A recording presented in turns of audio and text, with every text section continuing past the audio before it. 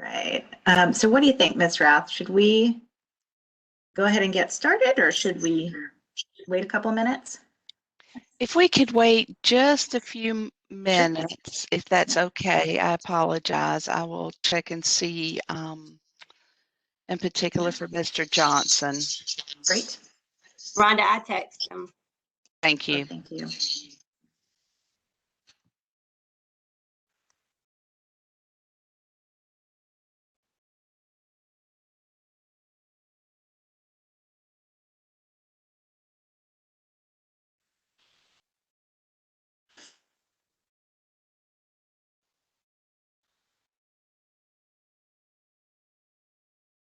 Okay, I can see somebody named Jason Johnson in the attendee list. Are we able to promote him up to the participant list? Also, Emily Lewis. Mhm.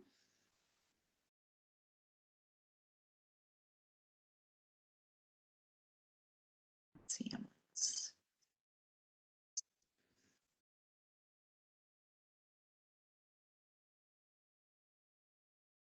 All right.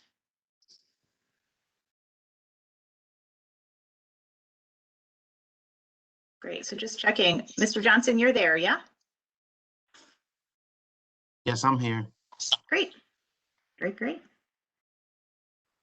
All right. So is it all right with you, Ms. Rath, if we get started? Sure. Okay, awesome.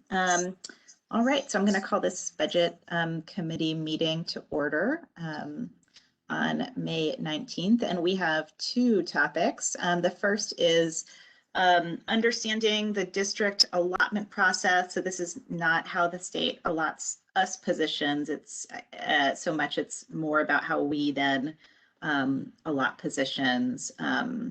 This is a chance for us to ask questions about that. It's also good context. One of the things we're awaiting is the budget equity analysis and recommendations, right, about how we do resource allocation as a district to the schools. And how to do that more equitably. And so understanding the context of how it happens now will help us understand and be able to process better the recommendations for how that should change. So we're going to spend some time on that. And then we're also going to spend some time talking about FY22 budget, given the last commissioner meeting, and hear from staff what their recommendations are about our budget priority. You can see it on the screen, budget priorities in the event that no additional funding is approved. For us then to, Ms. Rath, correct me if I'm wrong, have a conversation with the full board on June 7th about that. That is correct. That is correct. So a chance for us to ask questions and weigh in there. Anything else, Ms. Rath, about today's agenda? No, you covered it very well. In regards to the budget discussion, I'll just add, that these are the recommendations of staff that we would hope to just get your thoughts and make sure that we are in alignment with where we feel like the board wants us to go for fiscal year 22, because we'll be taking this to the full board on June the 7th. Great. As you stated, so thank you. Great. And then Ms. Hauser, I know you sent an email about per pupil spending and understanding more granular data about spending at the school levels. We don't have that ready right now. Ms. Rath is working on that. But she did share recently the most recent analysis that we have about school level spending. So that's one place to get a sense of what that looks like, but she is working on the latest update of that. I mean, just so to understand what the nature of my comments, the allotment process fairly extensively in one of the early budget meetings. I know we had a whole section on it in new school board member training. My question is, how are our resources being allotted now? What's the, so after you go through this process, what is the answer that comes out at the end of it? Because it appears to me that the resource allotments that we're doing are producing inequitable outcomes. And I'll give you an example. Hillsborough Elementary has 1 TA per every first grade class, and F1 Cheeks has 1 TA for the entire first grade. We know that there is a difference in teacher salaries, so schools with more stable teacher populations and more senior teachers are getting more money than schools that might have as many teachers but have much higher turnover.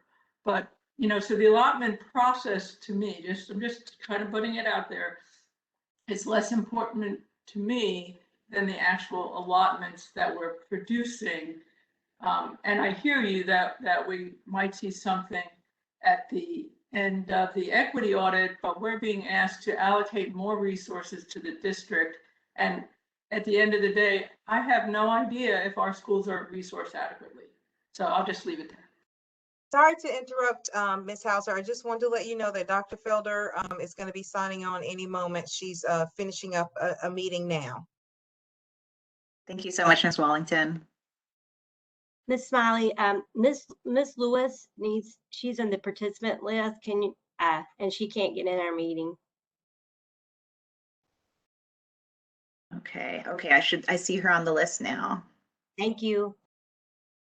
Thanks. Thank you. Welcome.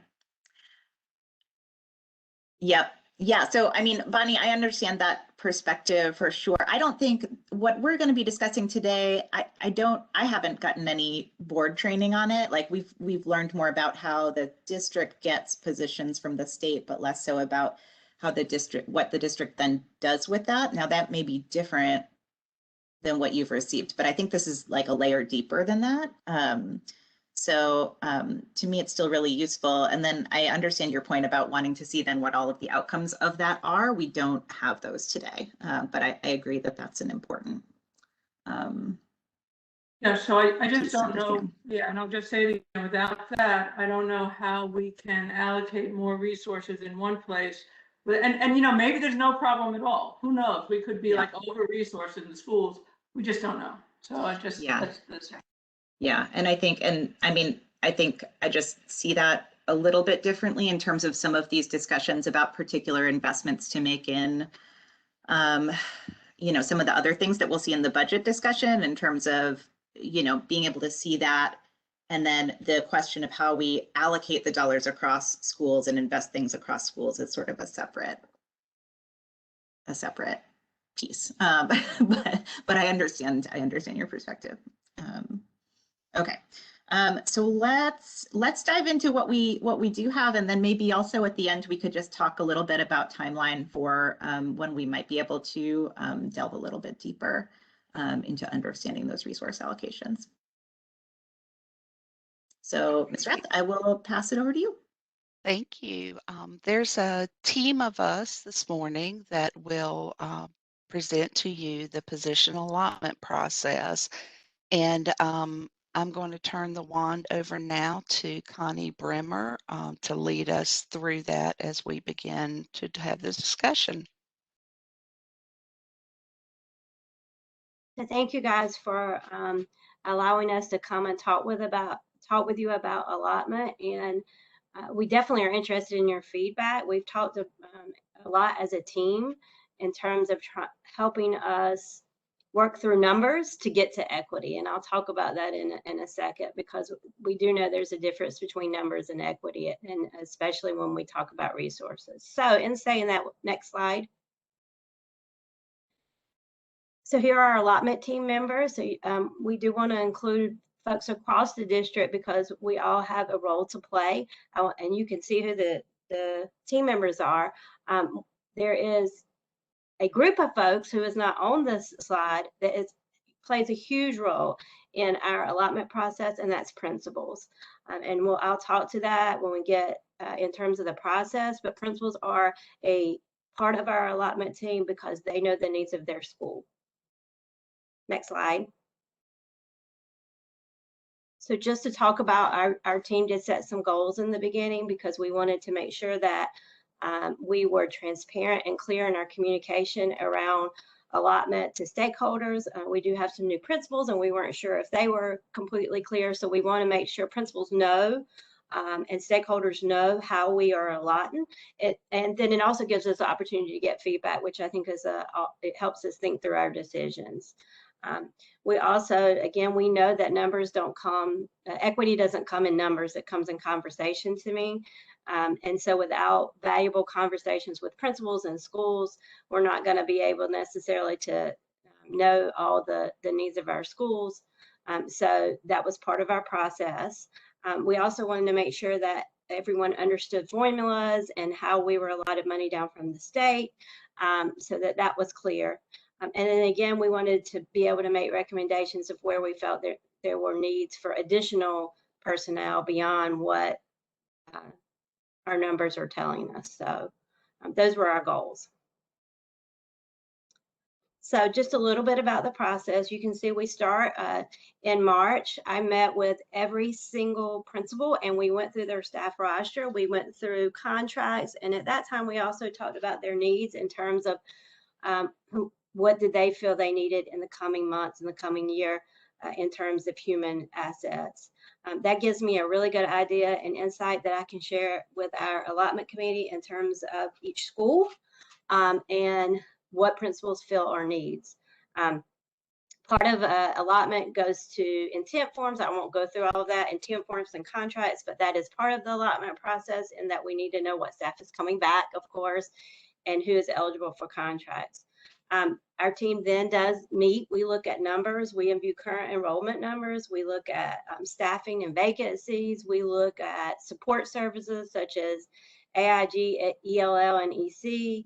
And we factor all of those things in to determine what the allotment should be for the coming year. Then I go back and meet with principals again for a second time.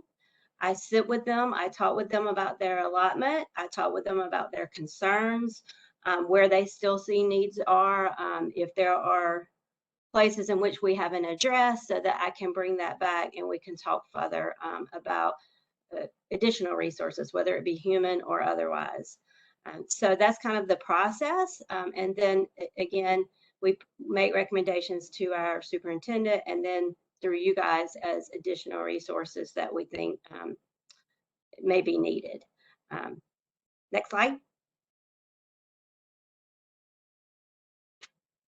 Connie, just a quick question. When you talk about these allotments with the principals, do you talk about their current numbers, where they are, and making them better?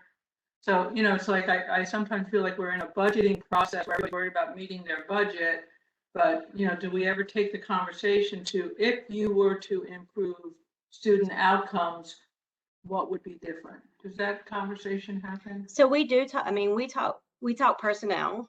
So we talk about actual positions, how many positions according to our formulas, and then where are the needs beyond the formulas. I do know that there's been a lot of, I had a discussion with principals about really looking and drilling down into their student data and looking at what is your data telling you, and if you had additional resources, what would they be and how would you use them to address that data? I know that there is some additional funding coming down from this year in terms of ESSER dollars and other things. So given the opportunity, and I think they will have the opportunity, I want them to be prepared to address it, but really being specific in terms of student needs. So yes, we do have that conversation and with principals, and I have a pretty good idea of where the concerns are at this point and where possible additional resources may be needed. Great. Will you be sharing that with us today? Yes. Great. Great. Thank you. So these are the projected enrollment numbers. I'm going to let Rhonda speak to this slide. Yeah, I was talking and did not realize I was not unmuted, so I apologize. Happens to me all the time. These numbers should look familiar to you in regards to the totals. This is what DPI has projected for our district for the next school year. Again, those projections are based upon, they take a look at the actuals as well as factor in growth in the county, as well as live birth certificates. The allotment for the district for the next school year is $7,299. Our actual at the end of at June 30th of 2020, our actual was 7,050. And I believe you will recall from our most recent meeting with our commissioners that our May 1st actual is 7,009. However, I do want to say that we are seeing students coming back in. And so we are, you will hear in our allotments as we talk about them, we are actually allotting positions based upon what the actual numbers are, not what the projected numbers are. However, we will be monitoring and making adjustments as needed in the first 20 days of the school year. These are looked at for very closely the first 10 days, then they're looked at again the first 20 days. And of course, they are monitored throughout the year and adjustments are made because we are mandated to adhere to class sizes. And so as a result, if we have more students who come in that impact those class sizes, we do have to take a look at the allotments again and adjust as necessary. Can I interrupt, Ms. Rath, to that point? Sure. If you're going to answer this later in a different way, just tell me. But so you said you had 7,050 and now we're back up to Oh, Carrie, you're breaking up a lot, 7,299. actually. Okay. Is that better? Kira, does that sound better? I think it might be. Yeah. Okay.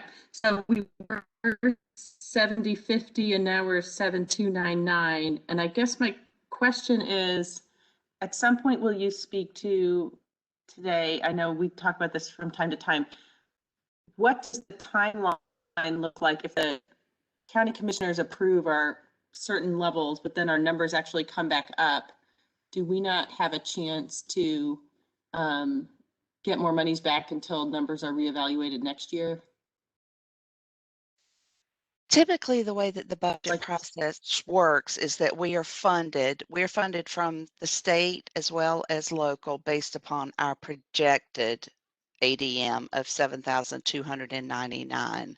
The state will evaluate us at day 40, and if we are 1% off of this 7,299, either 1% over, at least 1% over, or at least 1% under, they will adjust our allotments they will either adjust them to increase our funding if we are over, or they will take funding back if we are under. Was that help? Is that what you were asking, Ms. Doyle? Yes. Yes, thank you. And so you said this, and what about local? Local, they set their budget in June, and historically we have been funded based upon our projected average daily membership. I would just add to that, Rhonda, that if I'm listening to these commissioners, looking hard at that, right? Would you agree? I would agree, but I would also, I'm not sure if everyone's had a chance to review the board weekly update, even though they are looking hard at the difference in particular right now at what we are currently in May and what we are projected to be. And of course, they've looked at this historically, but there are several pieces that were not included in what the commissioners are looking at. We are funded based upon actual charter school enrollment as of March. And for every year for the past 6 years, our charter school enrollment has been higher than what we were actually funded at. So we actually, what they may see as overfunding on our ADM has actually enabled us to be able to not pull out of our fund balance or to pull directly from our students to meet state statute to reimburse charter schools. Pre-K numbers are also not reflected there, and they're, you know, those are the major points that are Right, not that's right. reflected. That's right. Okay, thanks.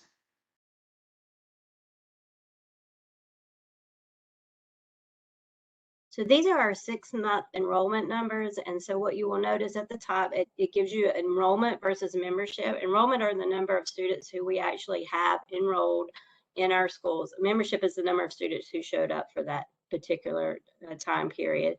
So one of the things we did is take a look at our numbers, and we did use actual numbers versus projected numbers, as Rhonda has said, because we do know there is a discrepancy. We also we look for patterns. I always try to make sure that the numbers reflect what we actually have. You can see I highlighted a couple of places around, for whatever reason, our Cedar Ridge and high school, our 11th grade membership was much lower than our enrollment. So I did talk with them about why that might have been, and they did give me some answers around just getting kids counted present. So. And the other thing, a pattern that I noticed, if you look at rising 6th grade and then rising 9th grade, you will see that the numbers are much lower than they have been. So for instance, if you look at AL Standback, you can see 185. Well, you know, if you go through to 8th grade, you're at 123. So you can see that decline. So let me tell you, one of the things we have done to be proactive, I have met with our school social workers and our principals to develop a plan to try to attract our students back to Orange County schools. We know because of COVID, lots of students had to make other choices and lots of families made other choices. So we want to make sure that every student and every family knows that we want them to come back to us next year. We want to welcome them back and that they have a home. And so our social workers, in conjunction with our principals, are reaching out to families and saying, please, you know, we would love to have you come back. Can we help you enroll for next year? And just trying to be a welcoming face. And so I have heard positive results from that. I've had several principals and social workers say that they are very thankful for the opportunity to talk to families, and that they have made several contacts with families who are going to re-enroll.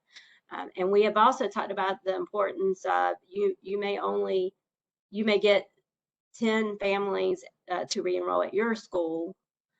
However, district-wide, it makes it, you know, so you may think, well, that's 10 families and that's not another position, but district-wide, that is additional funding for our school district. So we're hopeful that will help our enrollment numbers so that we can get some of our families back with Orange County schools. Next slide.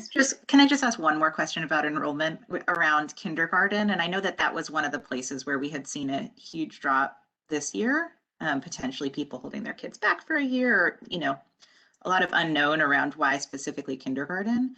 Yeah. Do you know what our kindergarten enrollment is looking like? Is it looking more in line with the past, or how's that looking? So I think that has so that's a great question. And let me say, we have talked about kindergarten enrollment with our principals, and it varies from school to school. So there are some schools where enrollment is pretty in line to what it has been in the past. There are a couple of schools that it's not in line at all, and it's much lower. So I have reached out to several of those principals to just talk about, you know, how are we getting information out? How can we help you? What are other things we can do? So I also have talked with principals in terms of kindergarten. My principal experience comes in here. So I always knew that if this time of year, historically speaking, I would have this many kindergartners enrolled. And then historically speaking, in August, I would have this number. So are they on track for this time of year compared to previous years? And so there are some spots that they're not. So we're going to have to really closely monitor kindergarten numbers. I think that's always the case, but I think it's particularly the case this year. Great, thank you. So can I just to build on that, first of all, you had made a comment about 6th grade, and I guess I'm not seeing the numbers that you're talking about. So maybe you can give us some clarity. You said These there's are a the- different. So What? these are the, so if you see your sixth grade number says, I'm going to use AL standback, for instance. So if you look at eighth grade, in AL standback, there were 223 students. If you go to Rising 6, there's 185. So like, for instance, particularly AL standback, there's a decline in enrollment over, and of course we know different groups are different and different groups, you know, have different numbers. That's pretty common. But when we see a pattern, we just try to pay attention in terms of making sure our families know to, you know, that we're capturing every student possible. Right. At the same time, there's a huge increase at Gravely, right? Is that, we have all that growth in Mebane, right? Is that what explains that? Yes. Okay. And where are the K numbers aren't here? So the K numbers, yeah, you won't see K numbers. These are because she has taken the enrollment numbers from month 6 and projected for next year. So typically speaking, when we enroll for kindergarten, I mean, a lot for kindergarten, we use whatever kindergarten numbers they had from last year, as long as they're pretty consistent.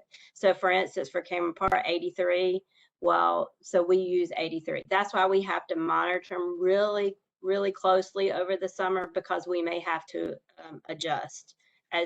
Now, I will tell you, in my history of doing this, it usually by August, we don't have to do much adjusting, because even if K is low, a second grade somewhere will be high. And so we just move teachers around. But this year's a different year, as we know. So we're going to have to really monitor those K numbers. Yeah, Connie, I'm very simple-minded. So when I look at 7350 and 7062, does that include the kindergarten numbers? Down here at the bottom. Yeah, the totals. So, you know, that's a great question. I don't know. I would say not, because they're not currently enrolled, but I would need to ask Ms. Font that, because she is the one who provides those numbers for me. Wouldn't that mean then we're underestimating our enrollment?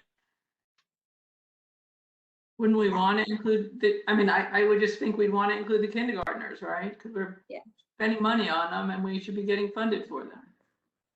So that's a great point, and I will ask that question. I would have to look at it and add across, but it looks like to me that it potentially, membership, I don't know the answer to that question. Let me ask it, but I will say, I do think I go on actual numbers and seats for allotment. I don't necessarily look at the overall number, but I think that's a great point, and I will definitely ask. And I can also do an update for you if you would like, in terms of just the number of kindergartners we have enrolled in each school currently. So if you would like that information. Actually, would like to see, I think, and Sarah, tell me if you disagree, I'd like to see what the kindergarten enrollment, I'd like to see what the kindergarten enrollment looks like. And, I know kids unenroll, but I'd love, right now, I think I just want to have a table so I understand if the totals add up to, if the cells add up or if there are pieces missing. That's all. It's really, really simple question. So let's keep it simple right now. So I'd hate to think that we're leaving out the kindergartners in our enrollment projections. I can't believe we're doing, because of the. I'm guessing that these totals don't, given how close they are to those ones we saw on the other slide, but yeah, I think just having us being able to see the kindergarten enrollment would be, I'm just really curious about how close it is to normal versus this year. Thanks. Another really basic question, could you answer for me? So enrollment, there's a note at the bottom about the ENR numbers, but is the MEM, is that membership at a certain, is that like day 40 or something, or what's MEM based on? The two terms there, ENR and MEM? I'm trying to see that piece. It's really small. Give me a second. She's referring to the column headers. One is enrollment and one is membership. And enrollment are the students that are enrolled, and membership would be the students who show up. Thank you.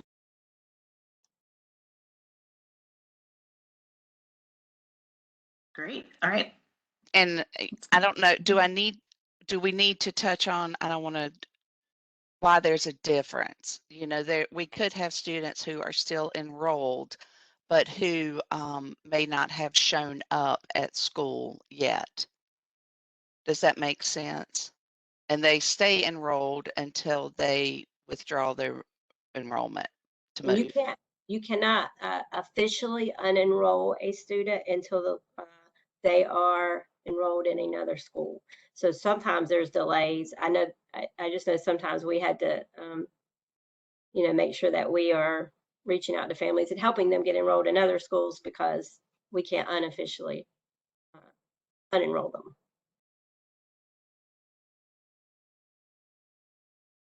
Great. Thank you. So in terms of class size ratios, so I'm sure you guys probably are familiar with the law. As you know, the class size ratios, you can see them here for K1, 2, 3, 4, 5. There are no official state class size ratios past third grade. We adopt our own ratios in terms of fourth and fifth, so that our district has used 1 to 27. And the other thing that is notable is that due to COVID, the state waived and allowed us to do 1 to 18 last year, and that will continue for this year. So that gives us some flexibility in terms of in different schools to make sure that we are in compliance with that 1 to 18. So the other thing that I think is important to know is that you can go 3 over in each classroom, but you also have to maintain the district average. So you can't go 3 over everywhere, right? So because your district average still has to maintain. Teacher assistants, so we use, so teacher assistants, and Ms. Hauser, this may answer your question in terms of various teacher assistants at different schools. So teacher assistants are allotted based on the number of teachers and not the number of students. So for instance, you get 2 assistants for every 3 teachers in K, 1 assistant for every 2 teachers in first. Now, in saying that, that's how we allot, but that is not necessarily how principals use them. Principals have the flexibility to use them however to meet the needs of their school. So you may go to one school and every first grade classroom has a TA because that's how that principal decided to use those TAs. You may go to another school and they're spread out among K through 5. So that definitely has varied from school to school, and it's been a principal decision. Questions about that? Yeah, I got that. Thank you for that explanation. I understand. Do we make an allotment for Title I? So in terms of Title I funds, the schools that have Title I funds have to write a Title I plan, and they can include positions in that, and those positions are apart and aside from this allotment. So there are some schools who may, I know in the past, there are a couple schools that have a teacher assistant that they're using as an interventionist that they are paying from Title I funds. I know there's an academic coach being paid from Title I funds. So, but just that is it apart and aside from this allotment. So in other words, the principal Title I funds could be used to fund additional TAs if the principal wants to do it. Because one of the things I know that happens is because of teacher turnover and some other things, sometimes a TA all of a sudden is in a teaching role, you know, or other things are happening. So the allotments are one thing, but the actual churn that happens in our schools is a little different, which sometimes leaves our schools short-staffed. But that's a different topic. It's an important topic, but but thank you. Okay, got it. Next slide. These are our secondary ratios, and again, there is no class size law in regards to middle and high school, but these are the ratios that we have allotted positions for our middle and high school. So I will say this about the high school particularly, so 1 to 32 can look large, But oftentimes, please know, we don't have 32 kids in a class, because what happens at high school is you have kids who you may have multiple grade levels in one class. You have kids who are going to Durham Tech or Allowance or wherever and taking through that partnership. So class sizes, typically speaking, aren't that high, but that is how we allot teachers. And I always talk with the high school principals about, if your numbers, if you see your numbers are getting high because those factors are not playing out the way we know they will, you need to be in touch and let us know. And then the other additional thing to note about high school with allotment is a lot is dependent upon the master schedule too. It is not as simple with high school to just allot a certain amount of positions, because sometimes that can have impacts on their master schedule. So I work with them, talk with them often about, how is this playing out for you? How is your master schedule? Are there, is this feasible? Especially if they're losing or gaining positions. So just looking at the overall school, the summary of loss or gain positions currently, and again, we know we're going to have to monitor this. Our middle schools are taking the biggest hit at the moment. And I think in terms of you, Ms. Hauser, you talked about concerns. So if there is a concern, it would be at our middle school level, I think. So currently, middle schools want to team, and that's best practice. Middle schools also, we have most folks are dually certified, meaning they're either they can be certified math science or math social studies. So it is not hard to add things to your license these days, but that doesn't mean people have experience in teaching those things. So I think when we start to look at numbers at middle school, it means that there may be a 3-person team or rather than a 4-person team. And we have to think about those, the dynamics of that.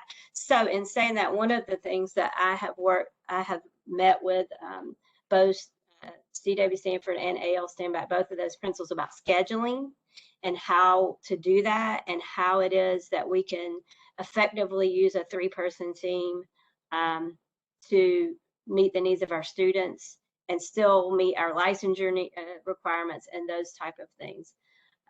But that, I think middle school is taking a hit right now. On the flip side of that, so Orange High School continues to have higher numbers. And so again, I go back to master schedule. So by numbers, they need 2 positions. By need, they probably only need 1. I've talked to Mr. Hunt about that because we have lots of students who are going to other places for classes.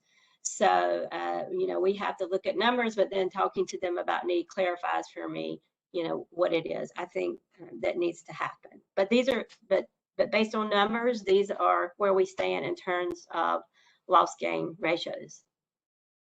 Ms. Now, Grimmer? Yes. Sorry, Connie.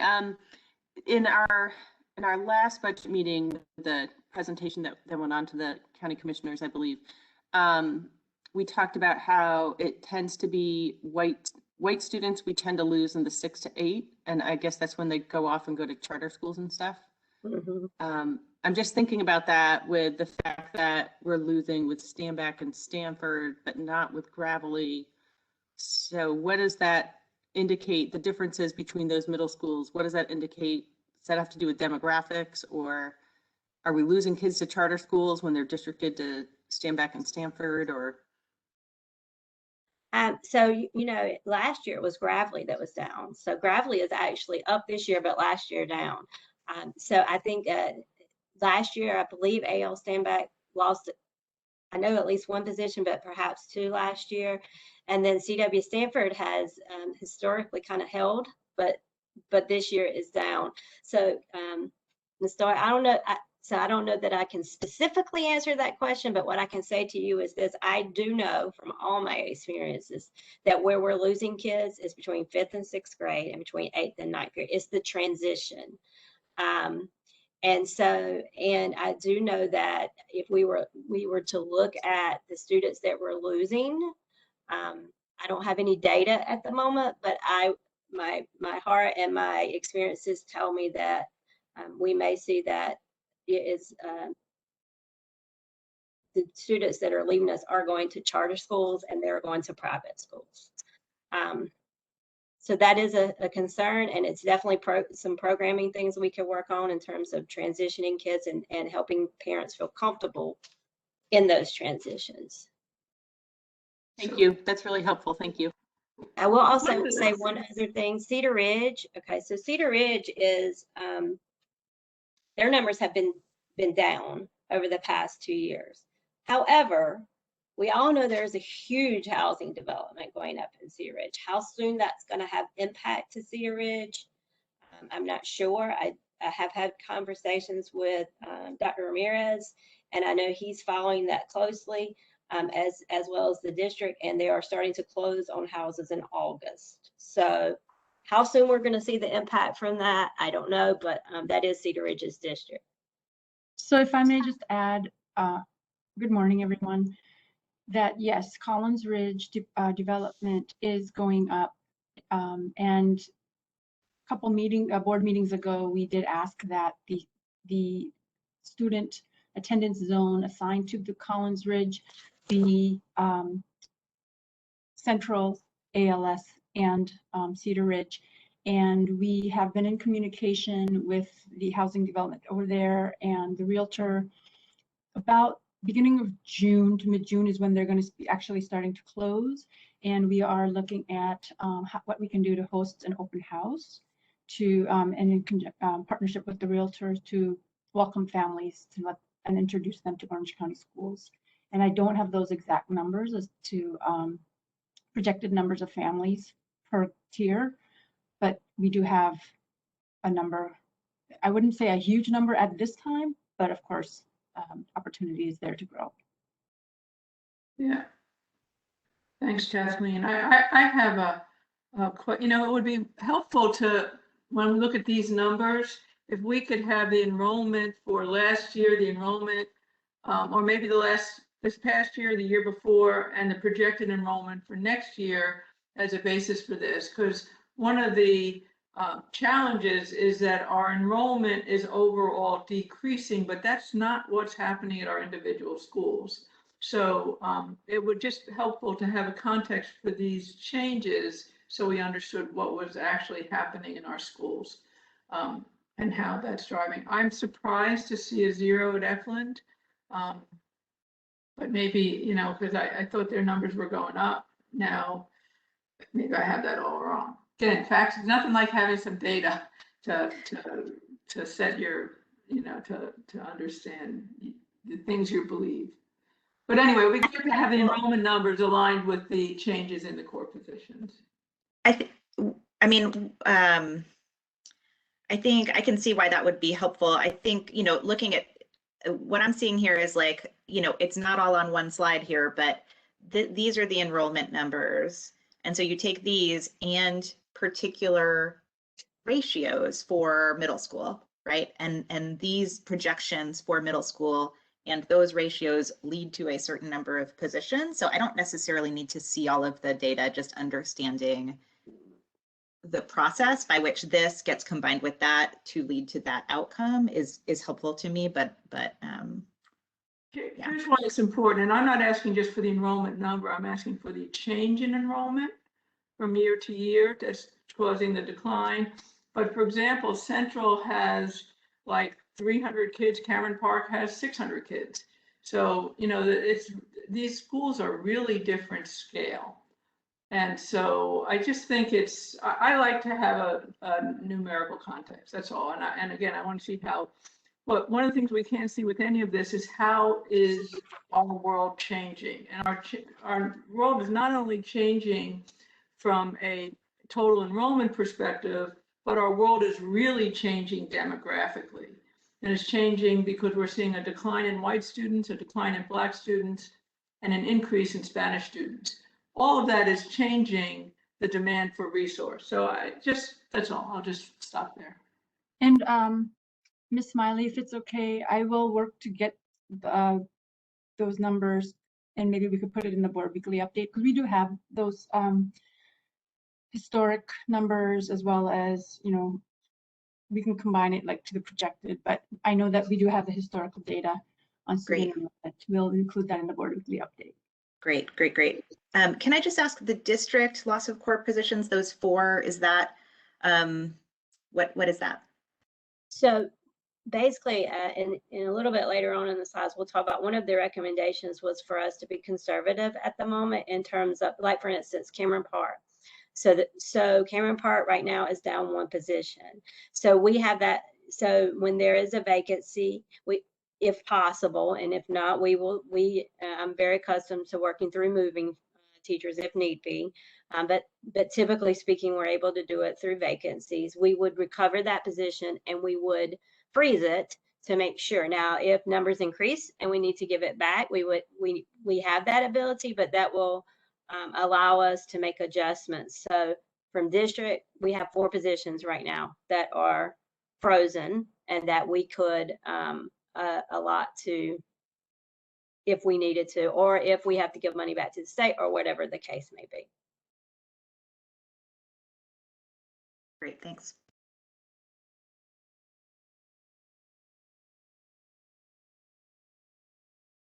So teacher assistants, this is the loss gain ratio for teacher assistants. And again, remember, it's not based on the number of students, it's based on the number of teachers. So I will say historically in the past 2 years, I think we have kind of held tight on teacher assistants, even though it might have been that a person gained here or there because we were able to provide a temporary TA this year and do some other things. But if this right now, it is the loss gain ratio for our schools. And then, so overall, if we move forward, we will have, you can see what the district is. Questions about that? And please know, you don't. Yeah, I have, go ahead, sorry. The one thing I will caution you on is, like, there are some schools who have more TAs than will show up in an allotment formula because they've made decisions through Title I funds to fund them. So that's an apart to a side. These are through the allotment formula. Okay, so teaching assistants are assigned based on the number of teachers. Efland has no more teachers, but they're getting 2 more TAs. And Ms. Hauser, that is because last year, Efland picked up 3 teachers, and we made a decision not to adjust TAs at the moment. So that's why you're seeing some of that, because last year, some of that is a carryover from last year. So it's residual. Okay, very good.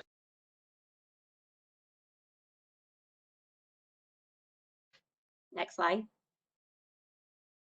So I am going to now turn over to Ms. Crimmins, who will talk about EC allotments. Good morning, everyone. I hope you're doing well. Next slide. So this is an overview of the allotment process, and I tried to boil it down, and excuse my voice, I have a little bit of a cold.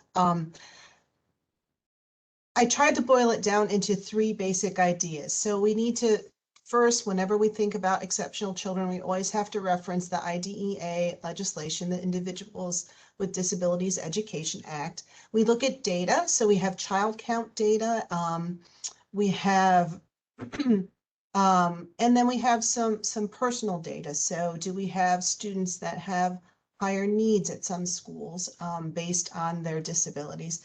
And then we look at a ratio. And I'm going to go through all of these in deeper depth in the next few slides, but this is just kind of a general overview.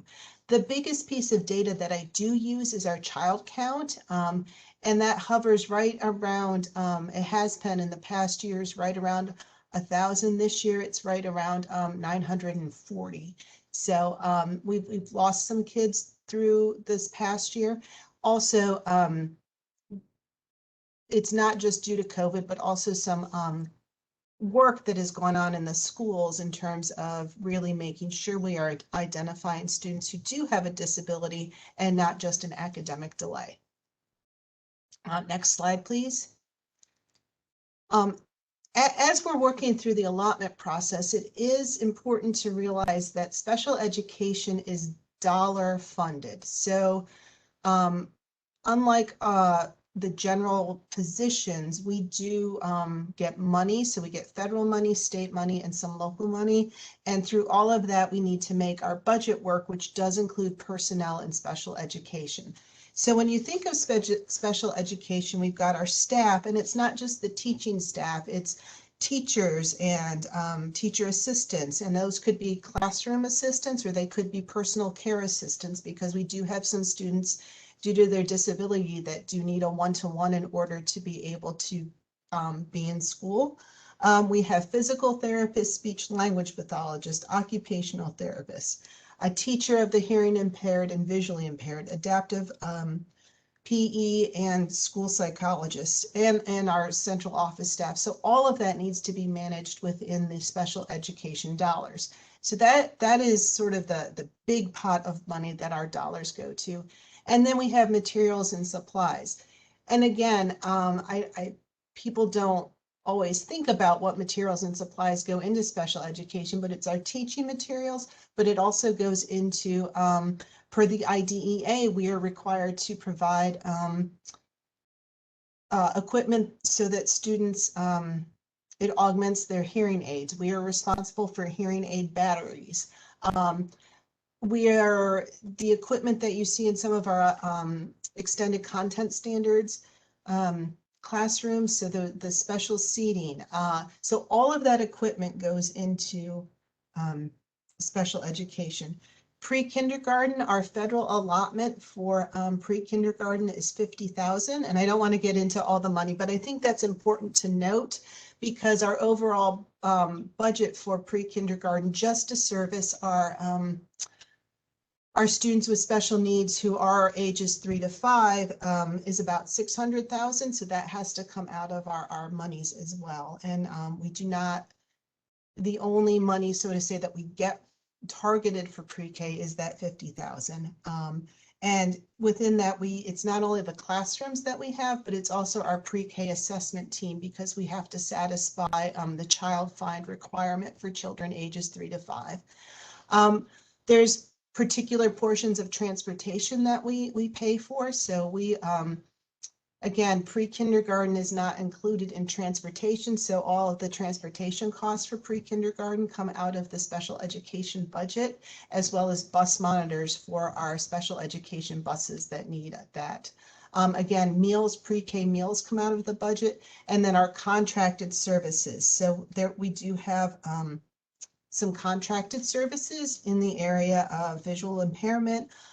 We have an audiologist because we don't have enough students that need audiological services. We do contract that service. We do have some social emotional supports, and then we have translators. And the reason that we have translators through a contract is they translate for IEP meetings, and that is a different skill set. They have to have the technical language in order to be able to translate. And then professional development for our staff comes out of the budget. So, you know, when you think of special education dollars and staffing, it's thinking about the whole big picture as we come through allotments. So Connie, at the most basic level, is this special ed dollars in addition to the per pupil allocation, or is it instead set up? It is to supplement. So we do get that. Okay. Yep. Knowing that students with disabilities do need more. But so yeah. Next slide. Ms. Crimmins, I have a question about Sure. something you said earlier. I don't think we need this slide, but when you said that our count was around 1,000 and now we're down to around 940, and some of that is lost due to kids doing different things because of COVID, but you also talked about that there's maybe like a slightly different identification process. And so what is that like? What's the plus and minus for the student of that? And what's the plus and minus for us as a district and monies to work with for those different identifications? Yeah, that's a really good question. So, you know, not trying to go into a whole special education spiel here, but, you know, we take this as very serious business because special ed is not just extra help. We are identifying students with a disability, and that does, there are pros and cons of that. Yes, it gives them protections, but there's also stigmatizing things that can go along with identifying a student with a disability, as well as, you know, to service their needs, sometimes they're pulled out of their core instruction. So as we look at the multi-tier system of supports, the goal of that is to be able to take care of the gaps in learning that can occur, that sometimes appear to be a disability, but is not a true disability based on, you know, looking at data as a depth and breadth. And I hope that answers your question. But what we do want is our when we identify students with disabilities, we really want to make sure that it is a student with a disability and that we have factored out every other reason that could be causing the delay in academic proficiency. Great, thank you. Does that help? Does every student with a disability have an IEP? Yes. By definition? Yes, that is a requirement of the IDEA. They must have an IEP. Thanks. Do we have there's some street talk that says there's a disparity in willingness to have an IEP for your kids amongst African-American parents in particular. I wonder if we have if we're aware of disparities in under-identification by student category. You know, that's something that I can run reports, and I can probably get that to you, not this board report, but the next board report, to dig into that. We do have, so I think it's important that we notice that we are not over-identified.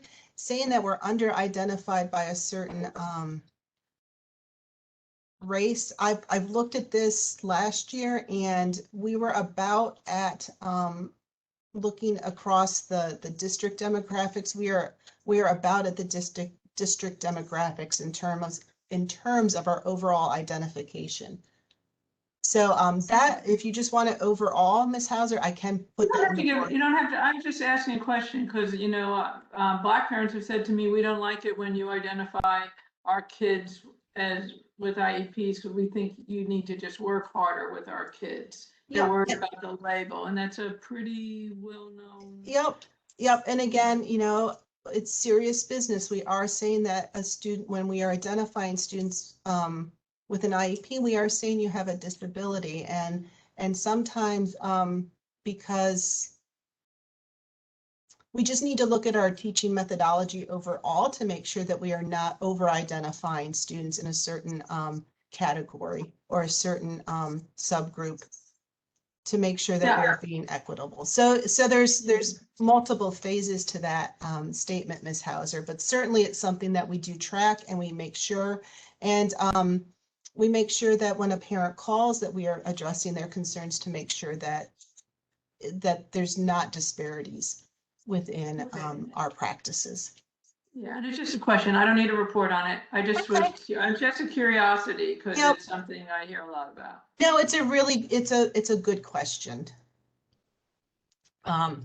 So as we get into allotments, the North Carolina policies, and I won't read the whole title, but they are pretty specific about making sure that we stay within ratios. And so the first thing we talk about is a caseload. And a caseload in special ed means the amount of students that you track their paperwork.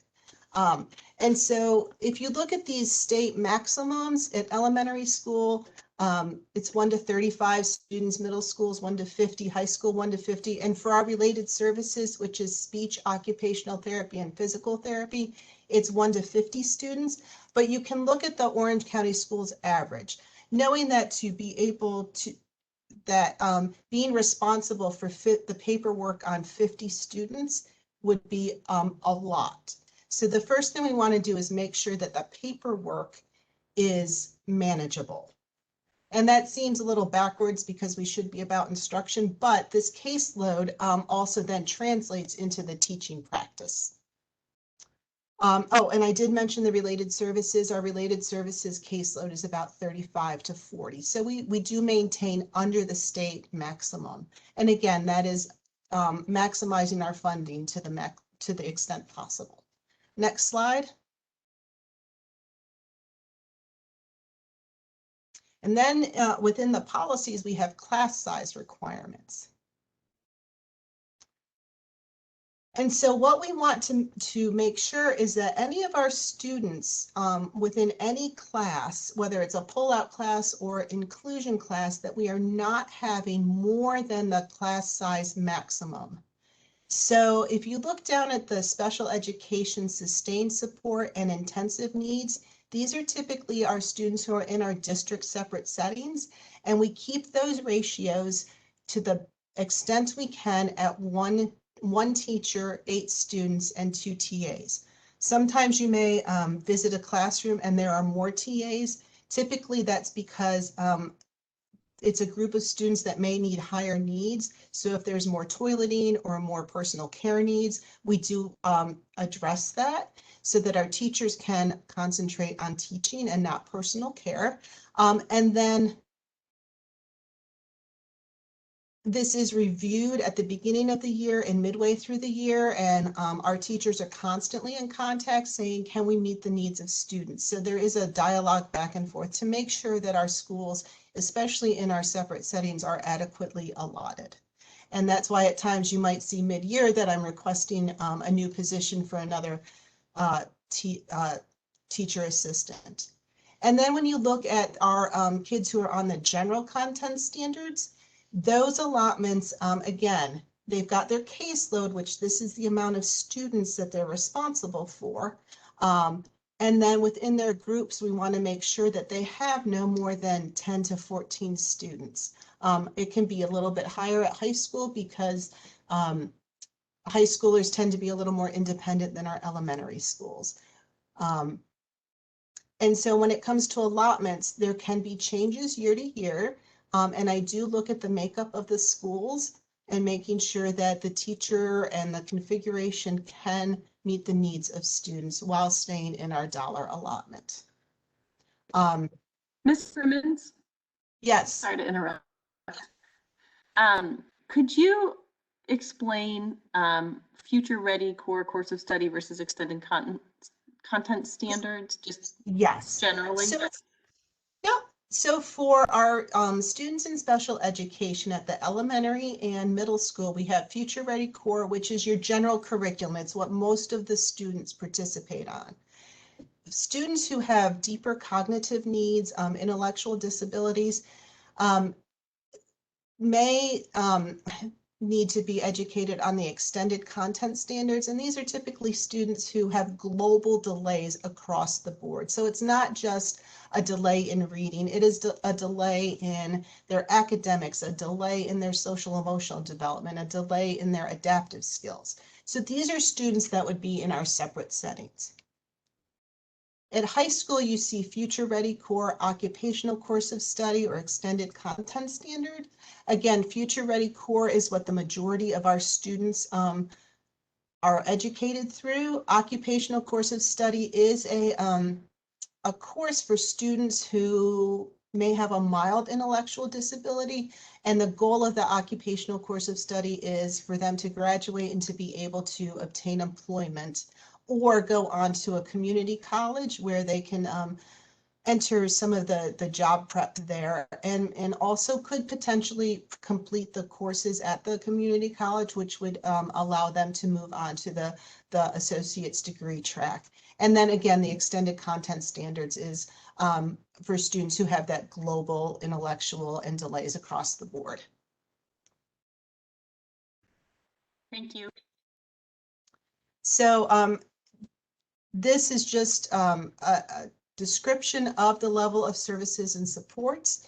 Again, the majority of students who are identified as special education are educated for less than 20% of the day, or for about 80% of the day. They always say it backwards, but 80% of the day in the general education with their non-disabled peers, and may need to be pulled out for some skill work to be able to with the ultimate goal to be able to be exited from special education. As you move down that continuum, these are more intensive needs, and these are students who tend to need more support from special education. I hope that's answered some of your questions on how it's allotted. It's a complicated system. There's a lot of information, so I hope this provided you an overview. If you have specific questions, please email me. I'm happy to answer them for you. I have a really, our 940 kids, how do they stratify into these or do you get assigned to a category, or is it based on? Yeah, so I can talk about yes. So we have about 100 kids who access the extended content standards. We have about 75 students in high school that access the occupational course of study, and the remainder of the students do access their instruction through the general education process or curriculum. Thanks. Thank you. Yep. All right, well, thank you again. If something bubbles up, you know where to reach me, and I'm happy to talk about special education as much as you'd like me to. Thanks you. Thanks so much, Ms. Crimmins. All right, I'm going to talk to you all today about the AIG allotment process. I'm here on behalf of Sarah Mail. She's working through some of the AIG testing that's happening at one of our schools today. So thank y'all for your time this morning. All right, so the AIG allotment process, I know that we've presented on this a couple of times, so some of this may be just review of a few pieces that we've talked about, and then I'm looking forward to answering questions that you have. The allotment process as it currently stands, based off of our current AIG plan, specialists are allotted based on the number of identified AIG students and the total school enrollment. All right, and that's according to the plan that's currently in place. And as we've discussed previously, a new AIG plan will be crafted. A 3-year cycle will be upcoming after next school year. The data that's used, AIG Facilitator pulls data from PowerSchool to determine the number of actual identified AIG students with the total school enrollment. To basically determine allotment process for the next year. And that's something that's been in place according to the current AIG plan. The ratio that's determined there, calculations are used to determine the AIG specialist / student ratio at each school. And then the allotments for those positions or for the schools are made based off of what that ratio is. On the next slide, we're going to explain a little bit more in depth about the next steps that we're taking from an equity standpoint around K-2 nurturing and how that will impact what that allotment process continues to look like as we roll into that future AIG plan. So ideally, the ideal ratio would be an AIG specialist to student. At the elementary level, it will be no larger than 1 AIG specialist to 60 identified students. And for middle school, it will be no larger than 1 to 100 identified students. I think you'll be able to see, and it was shared in the special call board meeting before, as far as those numbers, that doesn't always fall into that ideal range. I do know at some of our middle schools, for example, we may have 150 or more students that are identified and still only have 1 teacher in that spot. So we know that it's kind of inflated in certain spots.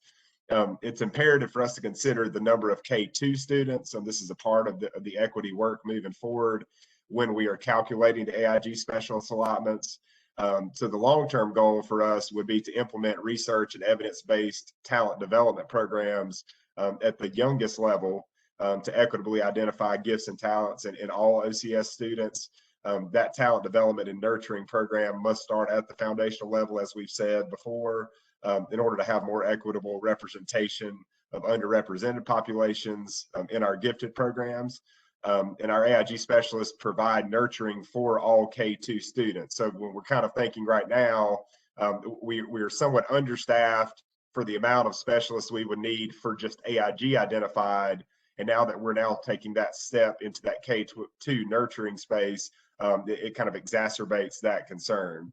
So the ratio calculations are determined by dividing the total number of students served by the teacher allotment.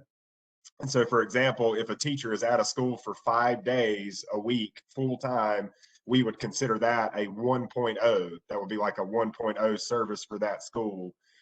If a teacher is at a school for 4 days a week, well, then you're going to subtract a 0.2. So you would look at that being a 0.8 and so on and so forth. So if a teacher is at a school for 1 day, that is a 0.2 of service. So if the allotment is 0.6 and there are 43 AIG students that are identified. So for example, if I'm a teacher that is serving at a school for 3 days, I'm a 0.6. And if there are 43 AIG identified students, if you divide that number of 43 by the 0.6, that totals 72. So the calculation is that the ratio is 1 to 72 as opposed to 1 to 43 because you're minimizing the amount of service time that school would get each week.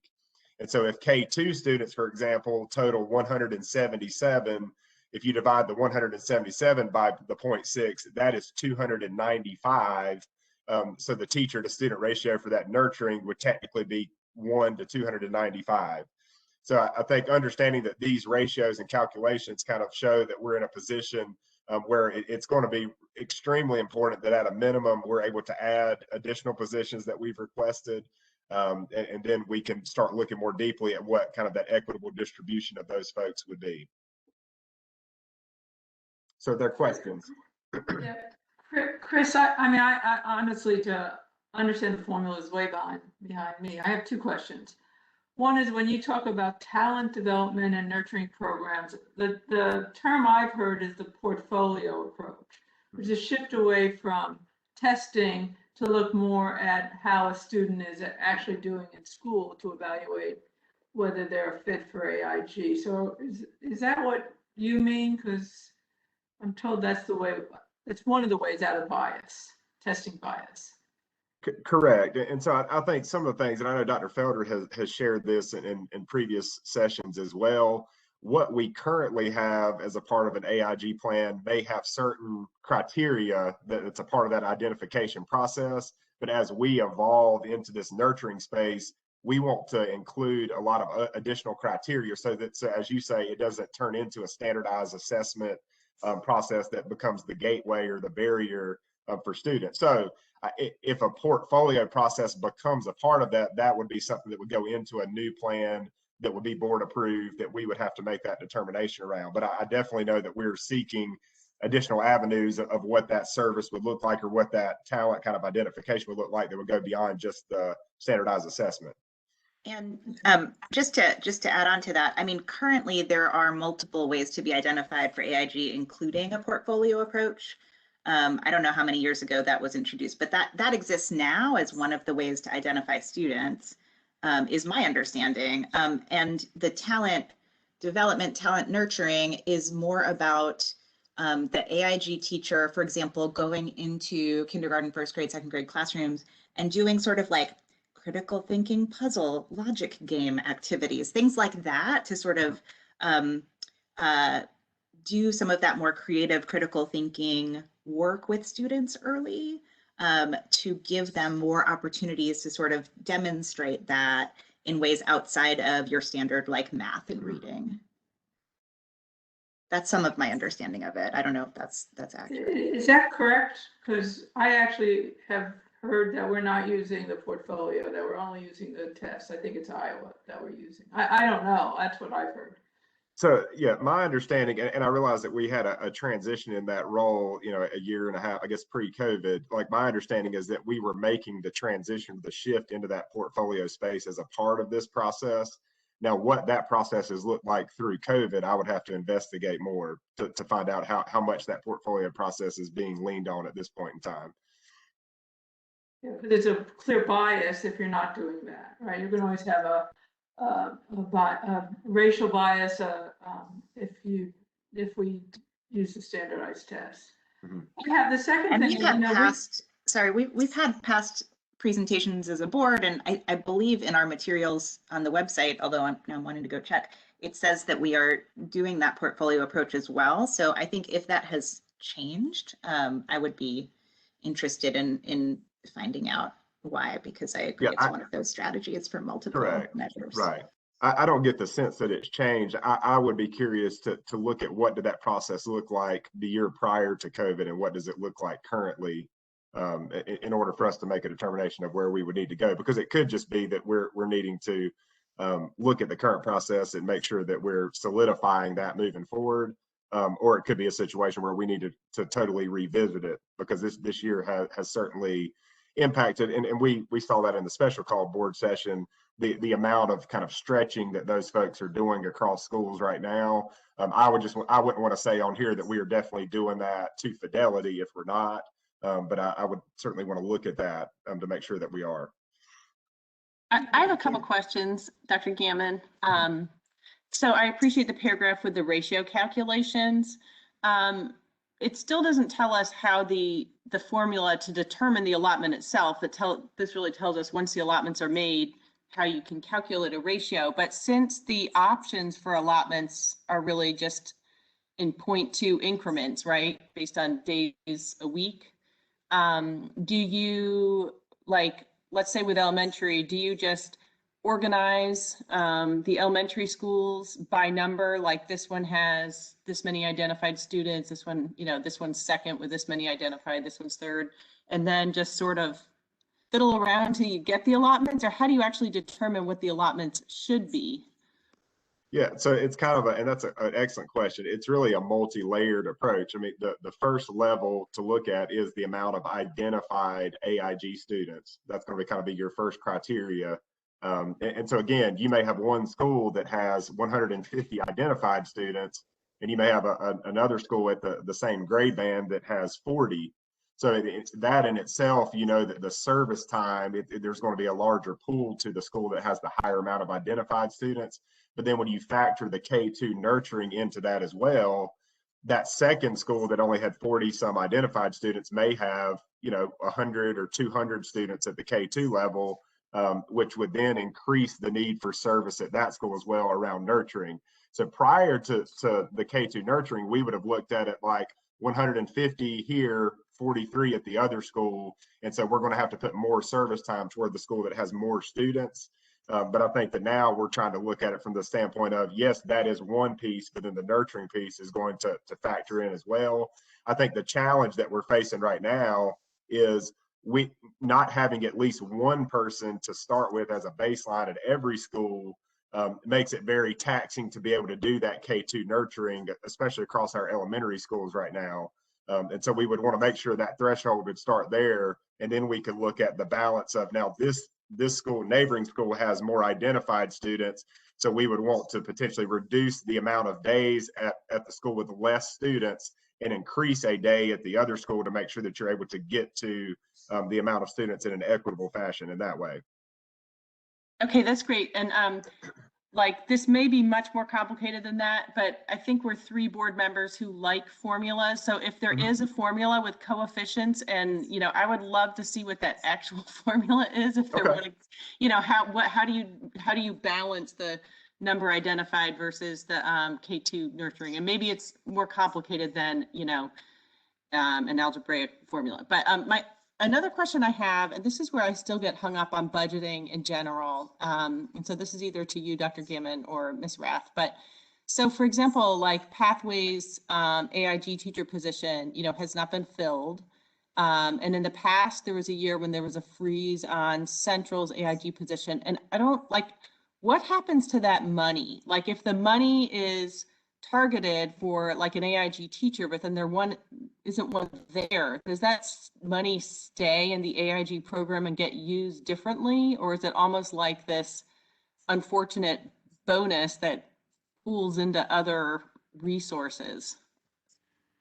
So I know that I can speak to lap salaries in certain contexts, just from my experience. I would have, for AIG, for this particular question, potentially Connie Brember or someone may be able to speak to that. I'm not sure from a human resources standpoint.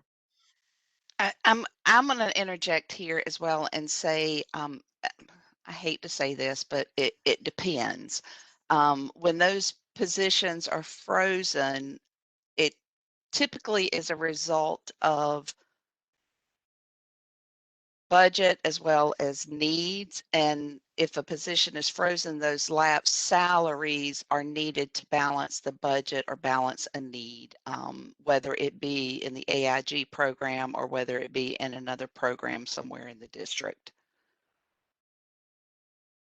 I don't know if that's helpful or if that just generates more questions. That's helpful. Thank you. That's helpful. Thank you for that question, Karen. That's helpful. It's really scary to me.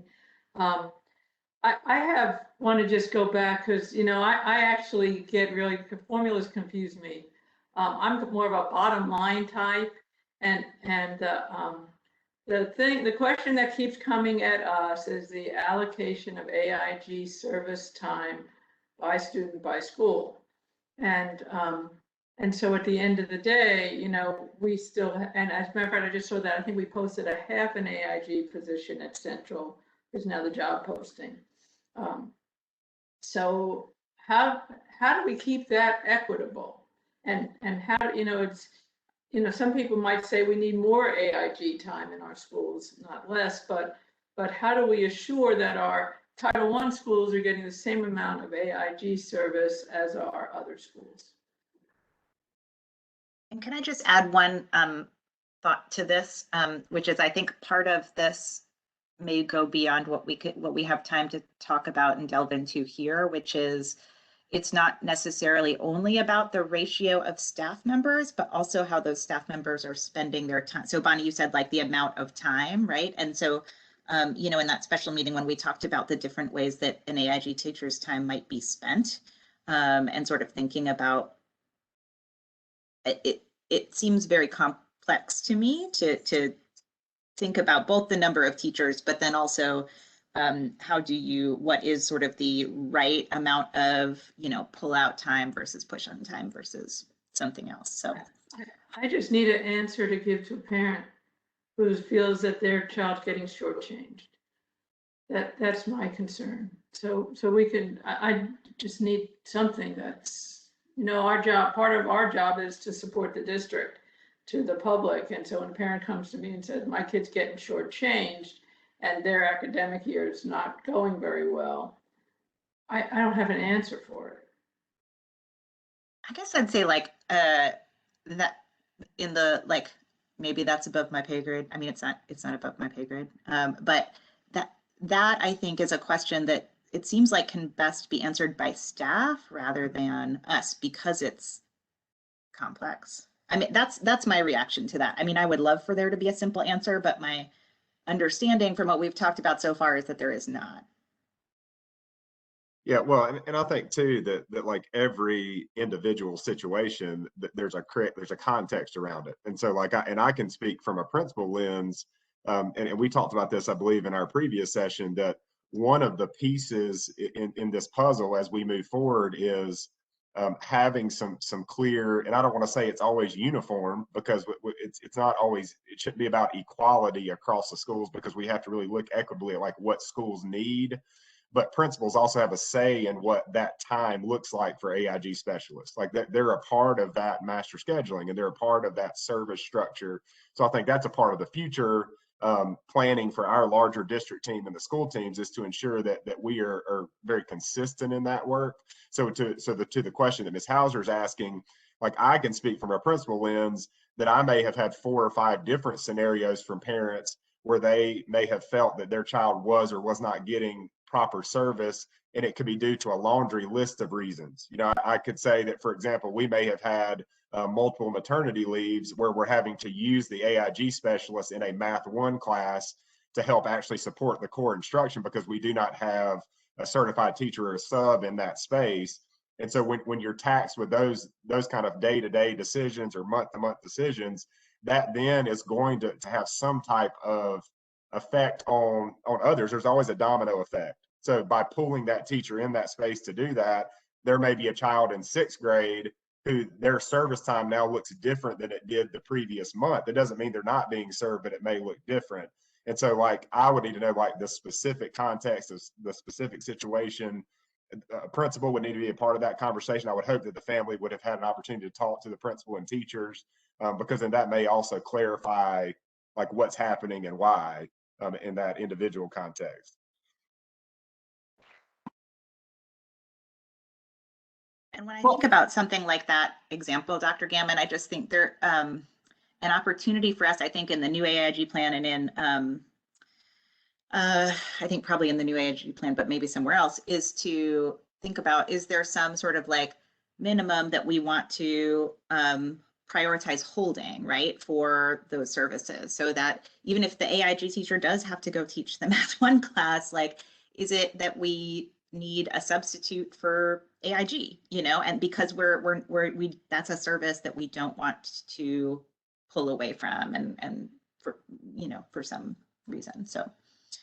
No, I completely agree. And I think like that kind of gets back, I think what I was trying to reference earlier is when you're thinking of like tights and looses, like it's hard to in a uniform way say to every school and every principal, you have to be lockstep with all of these things. But what you're suggesting, that could be something that we all agree we're tight around. Like if this scenario happens, we're going to do this, but there still has to be some level of autonomy because schools do vary in what their needs are. So that's a wonderful suggestion.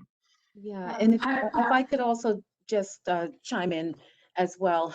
So another part of scenario that could occur is that in some cases, schools have staff who are not in classroom-based positions, but are AIG certified that they could tap into as well.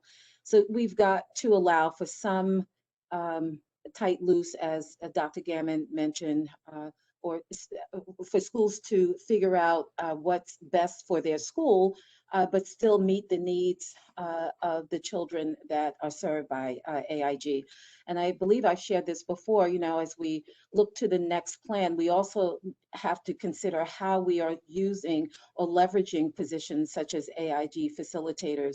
Yes, they support students, but we also need them to help build the capacity of our teachers so that students continue to get that level of critical thinking and rigorous instruction, et cetera, outside of the AIG facilitators. So that's something else we're looking at. How do we best leverage their skill set? Because they clearly have a skill set to build their colleagues' capacity, and how can we I understand there was a process in the district that supported teachers wanting to get AIG certification. That certification supports all students. So how can we go back to being of support to teachers who want to obtain that certification and make that, incentivize that in some way? And how do we communicate all of these things really clearly to parents who might be used to only one model, you know, this pull-out model? I think that's also a huge, it's being intentional about all those things and then being clear so that people can understand it. Right. I just need to comment that, and I think all this is great, and I think you know that I'm always in favor of giving the most power and flexibility and putting the most power and flexibility in the hand of the principal. That said, if there's a resource shortage in our more affluent schools, the parents will scream more loudly than if we have a resource shortage in our Title I schools. And we just have to be aware of that. So it's really easy for a resource shortage or a lapsed salary or one of these problems to go unnoticed in our Title I schools, but they won't last very long at Cameron Park or Hillsborough Elementary. We're going to hear about it. So I just think we have to be honest with ourselves about the pressure that we're going to get to maintain a level of service in certain schools. And I think the onus is on us to make sure we're maintaining that same level of service in the other schools. Absolutely. Great. I just want to do a little bit of a time check. It's 10:30. I think we have ESL and CTE as well in going through the allotment process. And then we have the budget topic, which I want to make sure that we hold sufficient time for. Do we think it's possible to move through these next two in sufficient depth in the next half hour and then have the last hour for discussion of the budget? Does that feel doable? So I will say, Ms. Smiley, there several of us have some interview commitments at 11 o'clock, so we're gonna have to jump off. Great. I mean, not great that you're leaving. Great that I understand. it puts some time around it for everybody then. Great. Okay. Sarah, I am, the thing that's missing for me in all of this, and I don't know where it fits, is the allocation of administrative, SEL, not to be confused with ESL, SEL, social workers, interventionists, counselors, MTSS, reading specialists. Where do those allotments happen? Because I don't see that in any of this. Yep. Yeah, it'd be helpful. It'd be helpful to understand those. I don't think, it looks like that is not part of the plan for today, but I do agree it would be helpful to understand how those positions are allotted.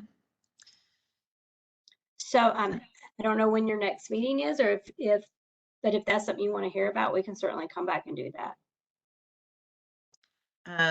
We are not having any more committee meetings this school year. They pick up again in the fall. So maybe that's more of a board weekly update topic. Yeah. Okay. Wonderful. Thank you so much. All right, are we ready to move forward with ESL allotments then? Yes, ma'am.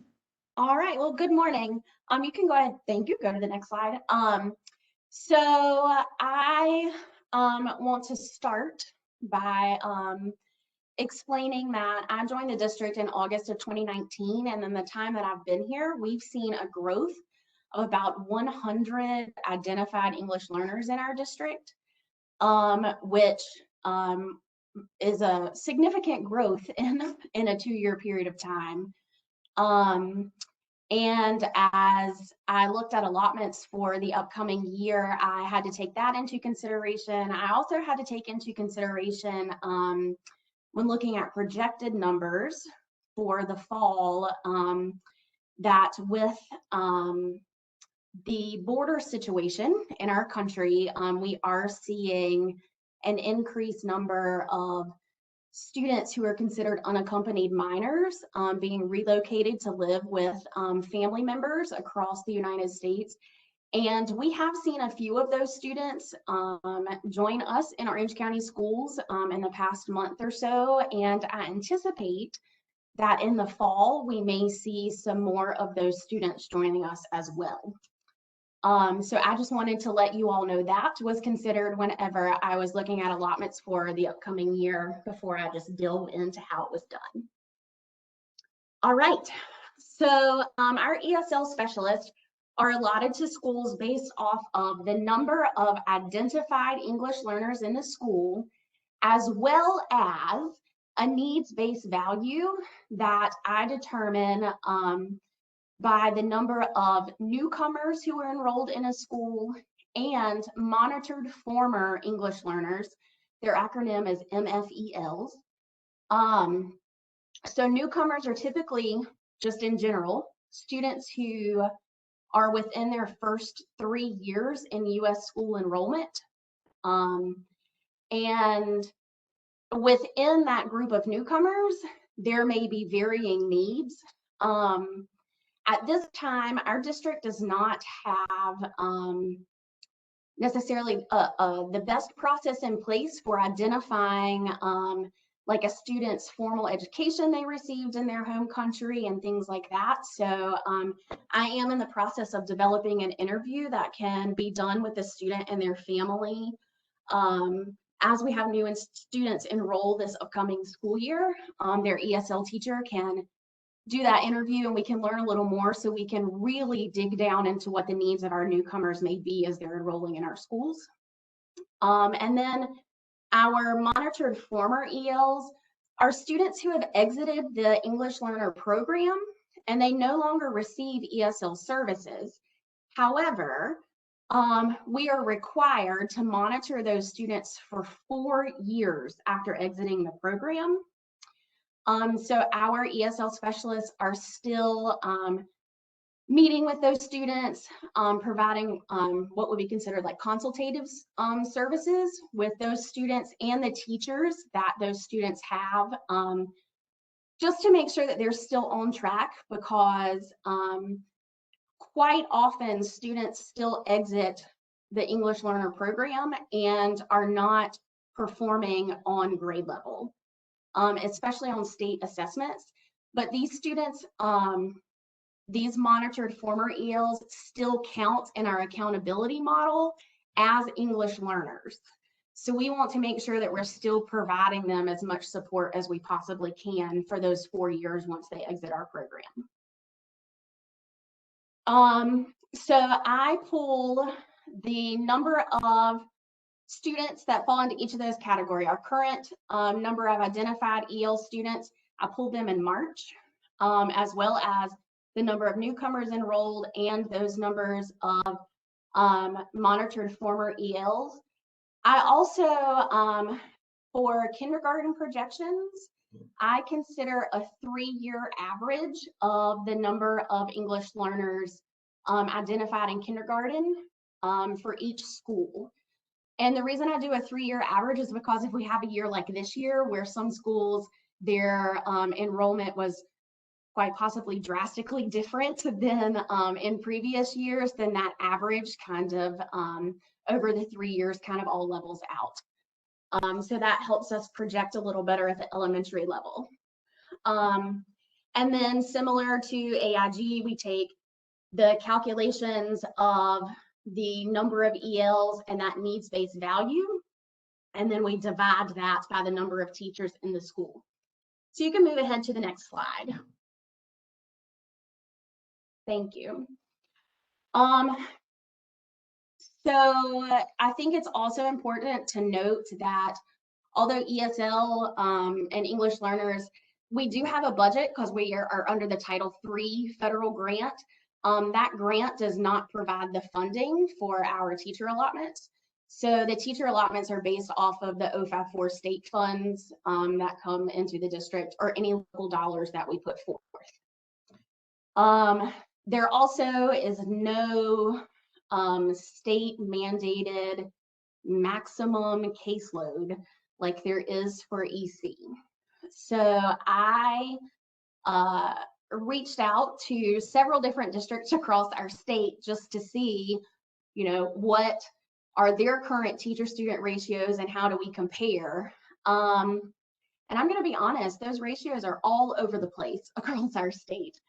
Some counties that are very rural like we are have teachers that travel between kindergarten and high school every day and serve approximately 80 to 100 kids all themselves.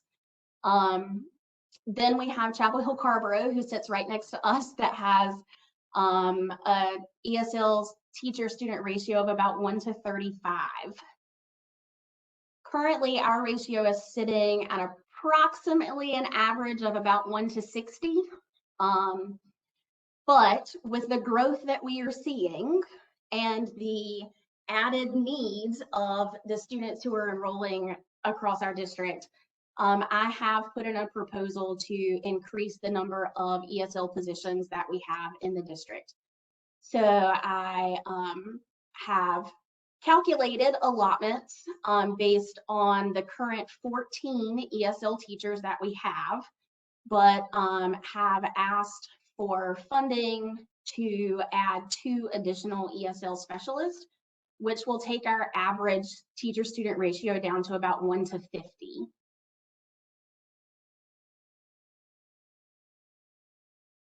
So when I was calculating the needs-based value for each school, I want to explain that I gave a different weight. So if we think I'm counting each English learner as 1 student, our monitored former ELs, I counted them, I weighted them at a 0.5 because we're not providing direct services to them. We are only consultating with them several times throughout the school year and with their teachers to make sure that they're staying on track to meet grade level expectations.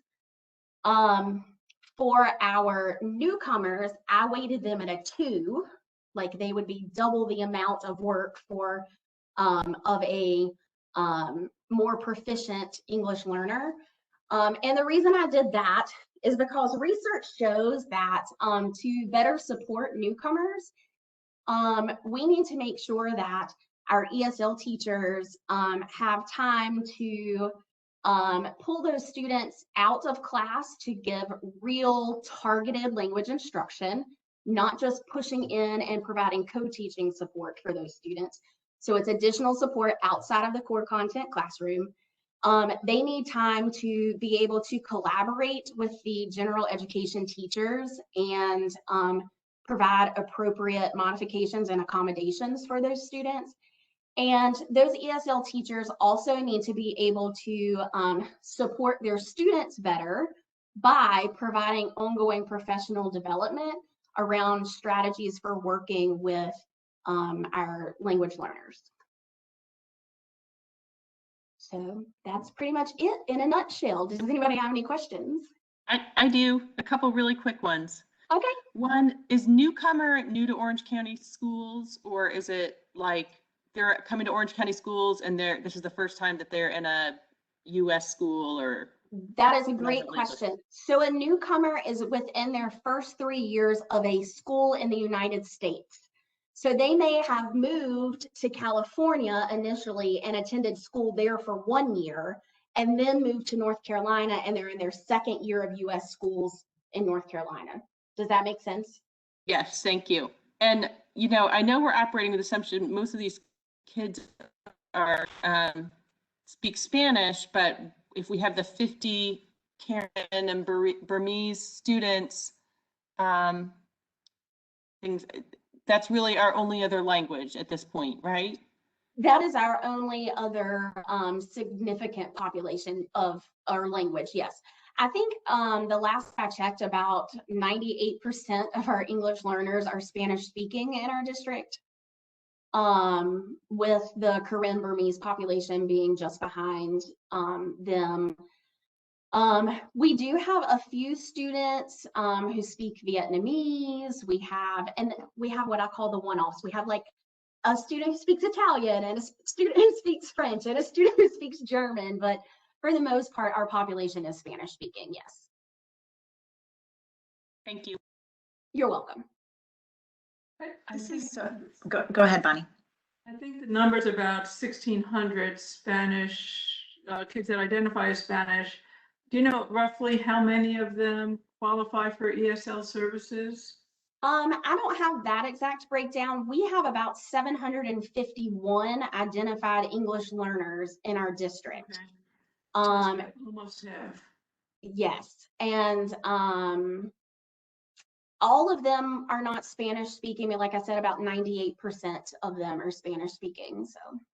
And maybe we could get a board report or something, but I'd like to see how these ESL positions are allocated by schools and the 2 new positions. I'd actually like to know how many English language learners are in the school, how the positions are allocated, and where would you add these new positions?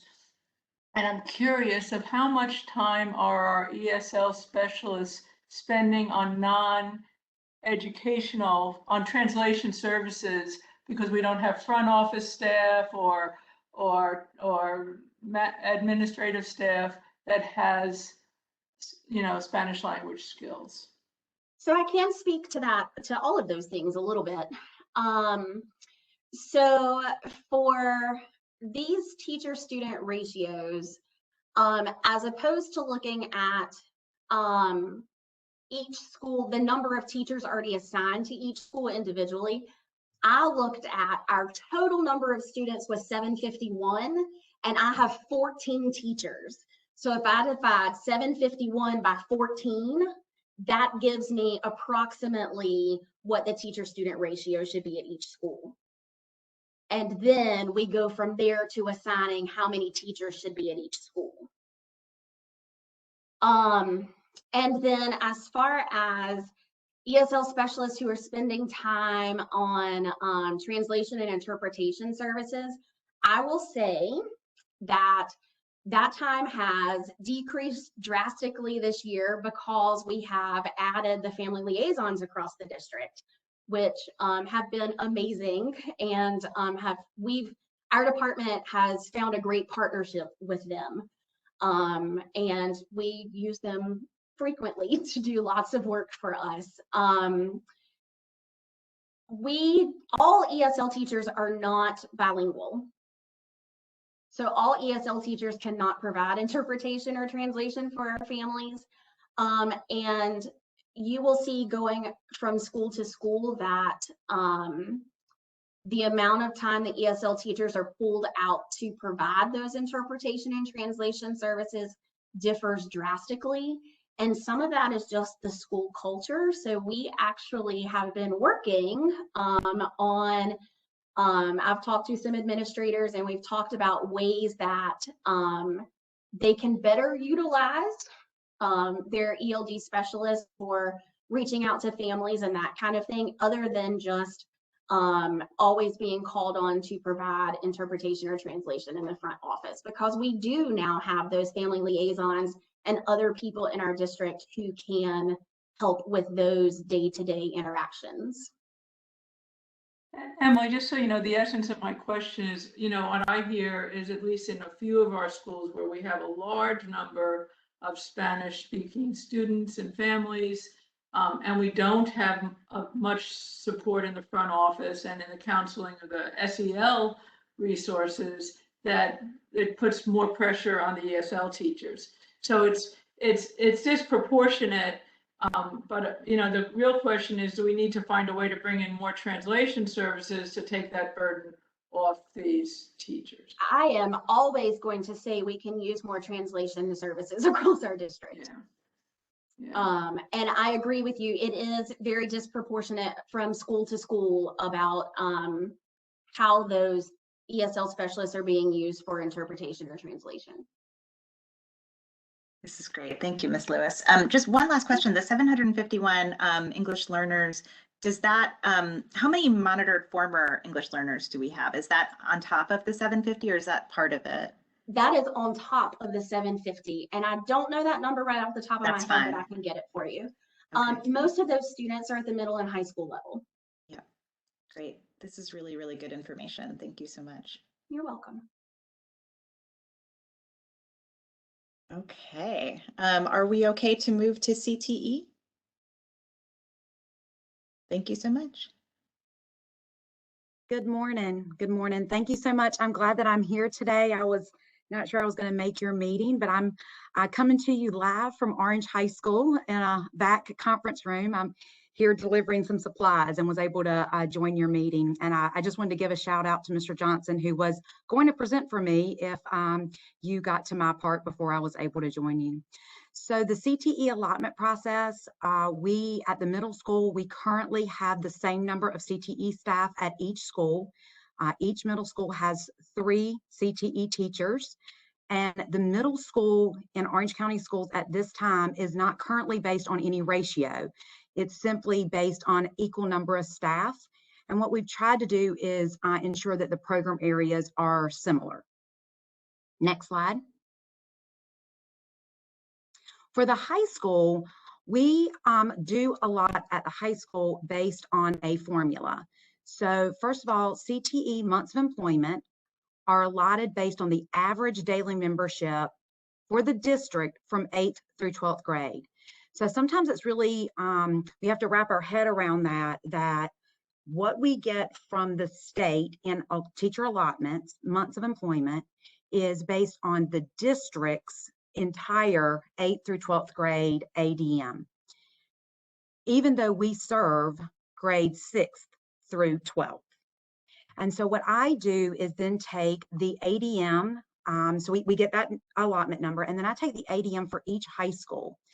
And as Emily just shared, there's no required formula. So I reached out to districts around us to find out how many students they allot when they're using their formula.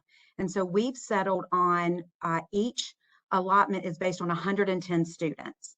And we kind of just estimated that as if a teacher teaches 6 classes a year, that we would say the teacher would have 20 students on average in 4 of those classes. And then if they had an upper level class, they may have only 15 students in an upper level class. So we did 2 at 15 students. That gave us that 110. So we take the average daily membership, divide it by 110, and that's what gives us the ratio or the allotment for the CTE high school positions. So if you will move to the next slide. So in 2019, 2020, I'm sorry, Ms. Braxton, I don't mean to interrupt, but I think it is important to note that with CTE, there are different class size requirements and limitations, just so we know, like, because yes, certain programs, only allow certain seats. So I think that's important to know. Sorry, Ms. Braxton. No, please, thank you for interrupting. That's exactly the case. Some of our state recommended maximum class allotments are 30 students per class. Some of them are set at 20 and you cannot go over because of safety. We even have one of our classes that's set at 10 and it cannot go over the 10. So you're right. So what the 110 is just an average. And so it was a way for us to figure that allotment. So in 2019-2020 school year, prior to that school year, Orange County Schools District was providing months of employment for CTE positions. So in the school year 2019-2020, one of my main goals was to get the CTE months of employment aligned with the CT employment. And so we were able to do that in the school year 2019-2020. In fact, specific month, February of 2020, is when the district was relieved of providing those extra 14 months of employment. So we were able to align that. It's an unfortunate reason that we were able to align that. My position, when I moved from Orange High School to the director's position, we never found a qualified teacher to take my position. So that was 10 months. And then at Cedar Ridge High School, we had a business marketing teacher to retire, and we had a half-time CTE teacher already at Cedar Ridge. So we were able to move that half-time teacher into the full-time position, and we did not rehire the half-time. So that enabled us to recoup 15 months of employment. So unfortunate the way we did it, but that was a very important goal, is so that CTE months of employment was able to employ the CTE staff.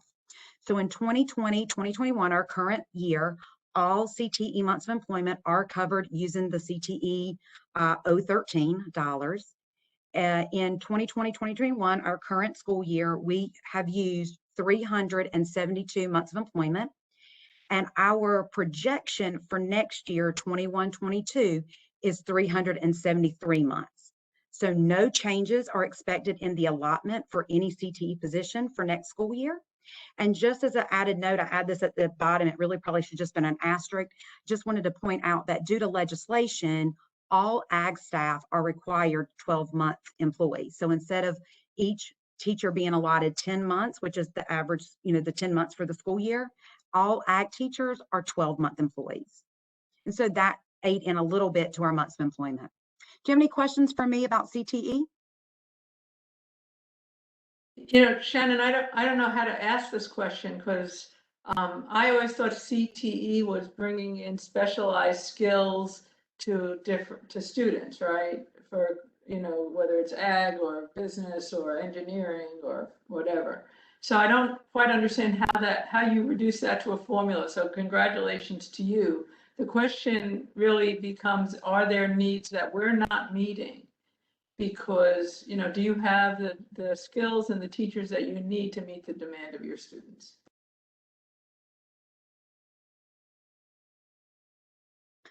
Ms. Hauser,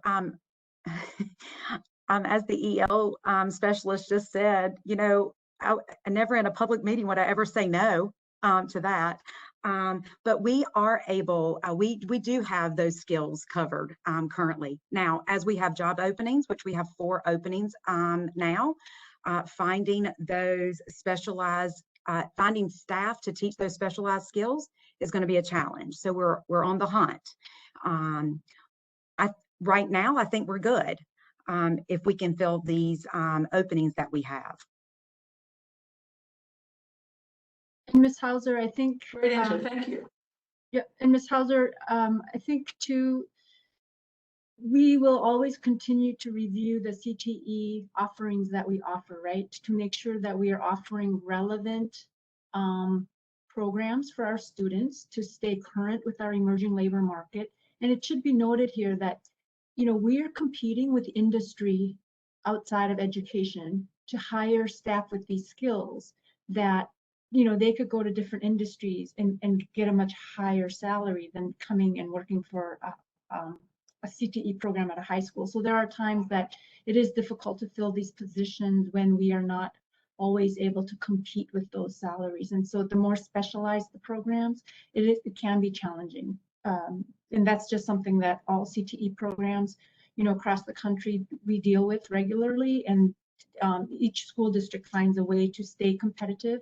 So there may, come a time that we're going to have to revisit, how are we paying some of our programs for CTEs if we can't stay competitive. But I know that, Ms. Braxton has done a great job also of how can we maximize our partnership with our community colleges to offer certain programs via their programs so that we are able to offer our students as many programs that we are offering and to deal with our staffing. So I know there are a couple programs we're actually looking at. So thank you to Ms. Braxton for those efforts. Thank you both. I just want to clarify, this is a really important distinction. So as we talk about budgeting and allotments, we can allot the positions, but if we don't fill them, it doesn't matter, right? And so, but it's really an important distinction. I appreciate you both making them. And I'll just say, to Shannon, CTE is one of our marquee programs and something as a district, I think we should be really proud of. And thank you for the work that you're doing there. But just, it's a really helpful distinction to say, sometimes it's not about the allotment, it's about you can't fill the positions, and that's a different conversation. Thank you, Ms. Hauser, and you're right about that. And Dr. Dawson, thank you for highlighting our partnerships with our community college, because that is a way our students get those additional high skill, high wage, competitive job skills when we don't offer those programs in our school district. Awesome. I have a quick question on the recommendation slide, and thank you, Ms. Braxton. Can we, I think, can we go back to that? I think, is this for the next presentation? Oh, okay. I think. No, these are the recommendations that are part of the allotment process. And I know that throughout the presentation, they have been touched on, but definitely if you have any specific questions, please don't hesitate to ask. I'm just not sure what the first one means. What does the combination means? So in our elementary schools in past years, we have been looking at our allotment formula. There were times where we had combination classes, which means we had more than one grade level in a class. So the committee really felt strongly that we need to avoid that at the elementary level, because we know that there is a tremendous learning loss that has occurred over the course of this year, and combinations are difficult. So it is a practice that at times when we're looking at budget deficits that we've used, but that was one of the recommendations, and particularly at our high need schools, that that combinations isn't best practice in terms of the job at hand for the coming year. So I've touched on some of these recommendations. The other thing I wanted to say is, I know we're still working on Virtual Academy, and it will not affect our allotment, to my understanding, in terms of positions per se, if we go with the learning coach model. But it very well can open up opportunities, however, for schools to look at positions and use them in different ways to meet the needs of the student. So, so if I'm a principal, and I know I have, and I don't know what our numbers currently look like, but if I have 100 kids across my school who are going to be virtual next year, and I look at first grade, and that really lowers my class size tremendously, then I might look at using that one of the teachers in a very different way to still meet the needs of students. So I do think there's just some opportunities that we can explore once we know our numbers. And then the other thing I will say, that one of the recommendations was that we look at potential funding, because schools are very concerned about keeping their schools up and running next year. And we know COVID is not going away, even though people are vaccinated, but our kids are not necessarily, so they're going to be quarantines. And so one of the things principals told me, that whether it be the temporary TA or we call it a daily sub, to have people in the building when there is a quarantine that happens on the spot, even if we have lots of subs, that was a valuable resource for them to be able to keep everything running efficiently. So that was one of the other things that we recommended. And then I think we touched on most of the other recommendations. So I will say, if there was one area that we feel the strongest about as a team, it would be ELL, because our numbers are out of whack, and the services that affects the services that can be provided children. So I think if there was one area that we say, absolutely, we need to figure out a way to make this happen, that would be a huge concern. Thank you. I agree with that completely. I would like to just, Connie, maybe just for you, I wanted to first thank you. I heard that the job fair this weekend was not less than fantastic. So I just wanted to thank you for that. And I guess the thing, we just watched, and I'm exaggerating a little bit but we just watched Chapel Hill Schools ask for $600 increase per pupil, and mostly to fund a whole new SEL infrastructure for their schools. And there's not any of that in this for us. And I'm just a little surprised at that. So. Well, this portion is not, I mean, this is about how positions are allotted in these particular areas that we looked at. It's, we're going to get next into what are, the budget recommendations. I understand, but there's no ESL position, SEL positions there either. So I understand it. No more social workers. There's no allocation. And I remember a couple of years ago, we added an allotment for, I think, Cameron Park and New Hope got an additional social worker. But we just, I'm just surprised that we're not seeing that in the allotment. So I'll leave it there. We'll see where it goes. Well, thank you so much, Ms. Brimmer, and to Ms. everyone. Smiley, Can I just want to quickly revisit one thing. I know I need to hop off for another call, but going back to the slide, Ms. Hauser, I don't think I did a good job of explaining that slide. So if I go back to the enrollment slide, so that slide is based on our 6-month enrollment figures. However, it's projected for next year. So if you will, when you go back to look at that slide, if you know K is left blank, but if you also notice here, it gives you 5th and then it has current 5th. So what happens is we project the numbers up for the next year, and then 5th grade is listed twice because these would be the current 5th graders. And so long and short of it, this number does include K.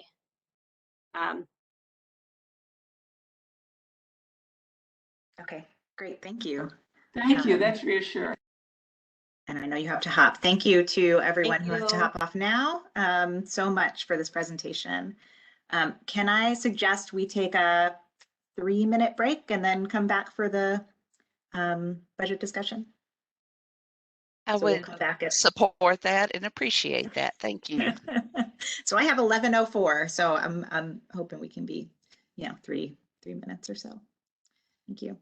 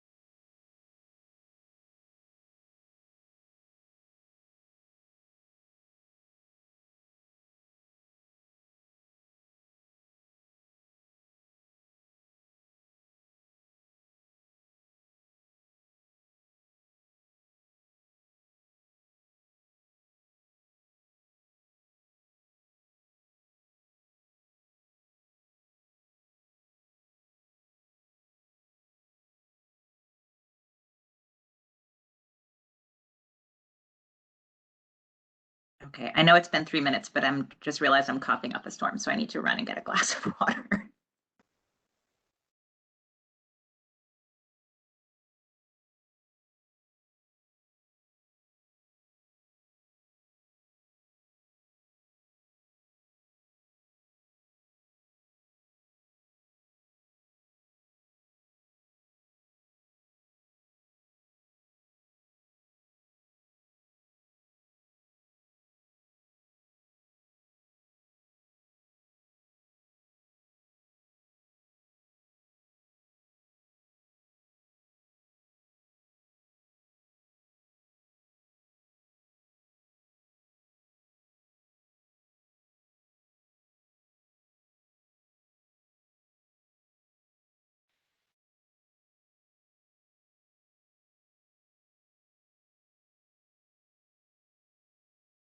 Excuse me, I keep coughing, so.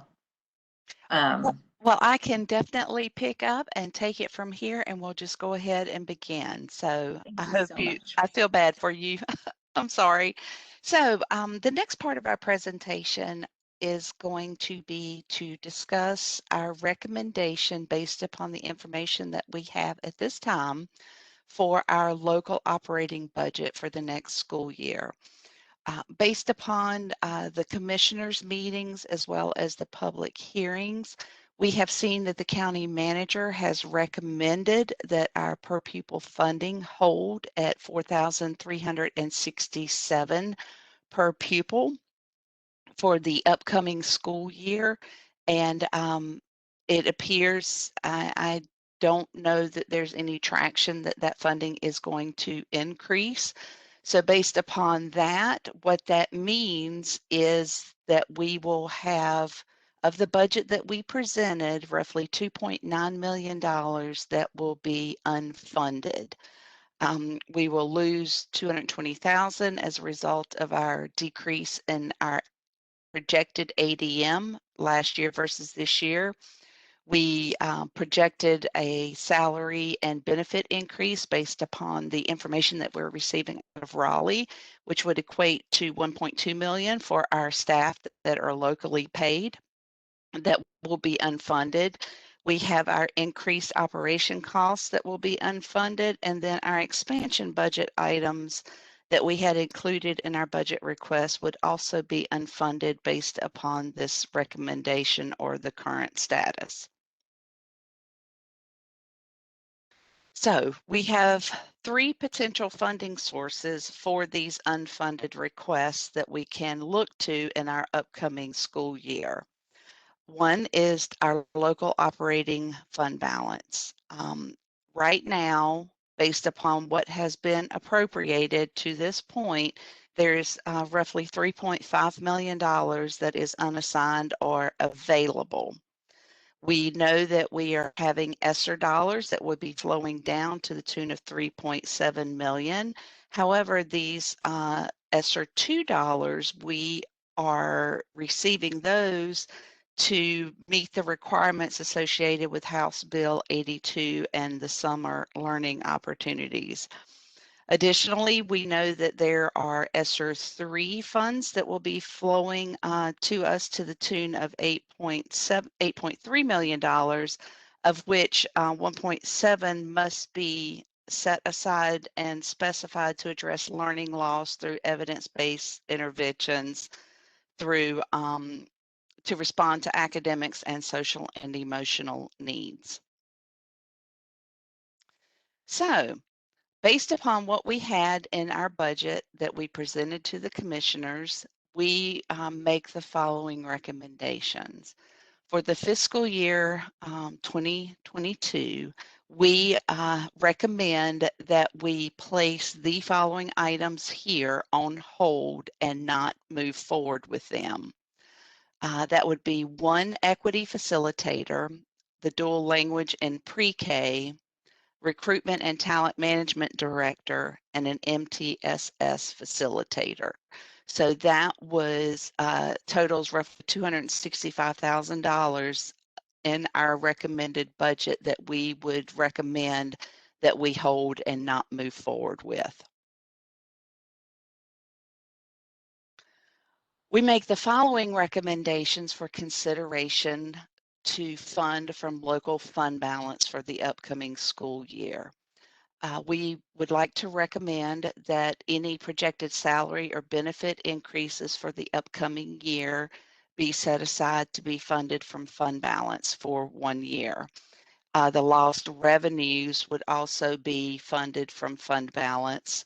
Our increased operational costs, which are primarily our hotspot service agreements, we would like to place a placeholder in fund balance to cover those costs. We are pursuing grants that are available from E-rate and other areas to hopefully offset or assist with some of these additional costs.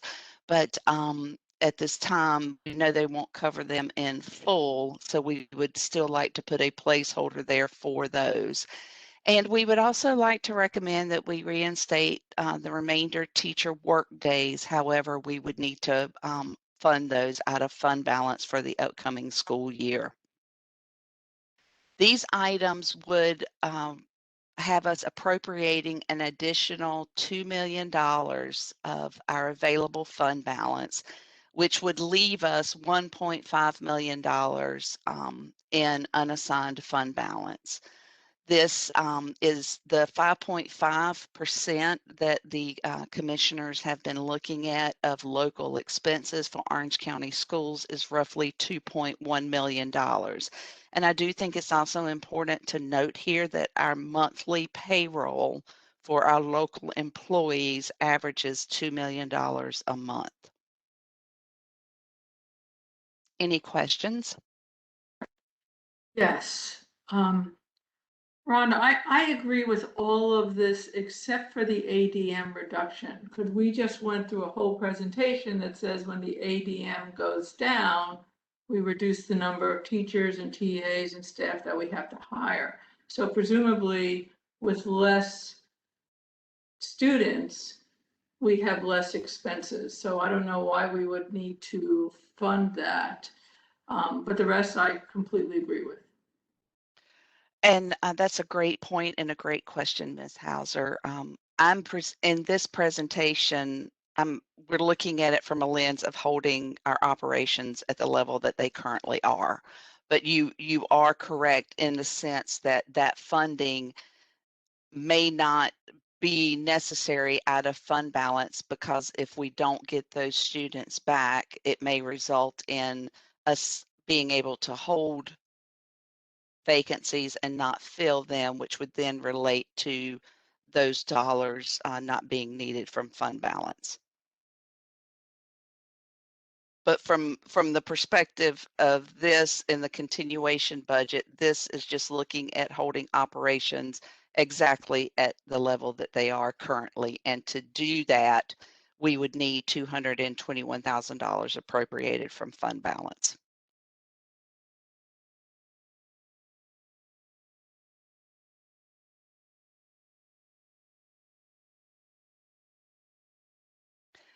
As we have gone through the allotment process, in particular, you'll see here, and I'm going to go back to what Ms. Braxton had touched on in her discussion regarding CTE, but we have, when we look at our budget and look at our planning for the upcoming year, we are proposing that for these items that we reallocate budget to support these. The equity budget, as a result of funds still being available from the county to support the One Orange equity program and the professional development associated with that, we would like to repurpose staff development that is in the equity department budget to support hiring an equity facilitator.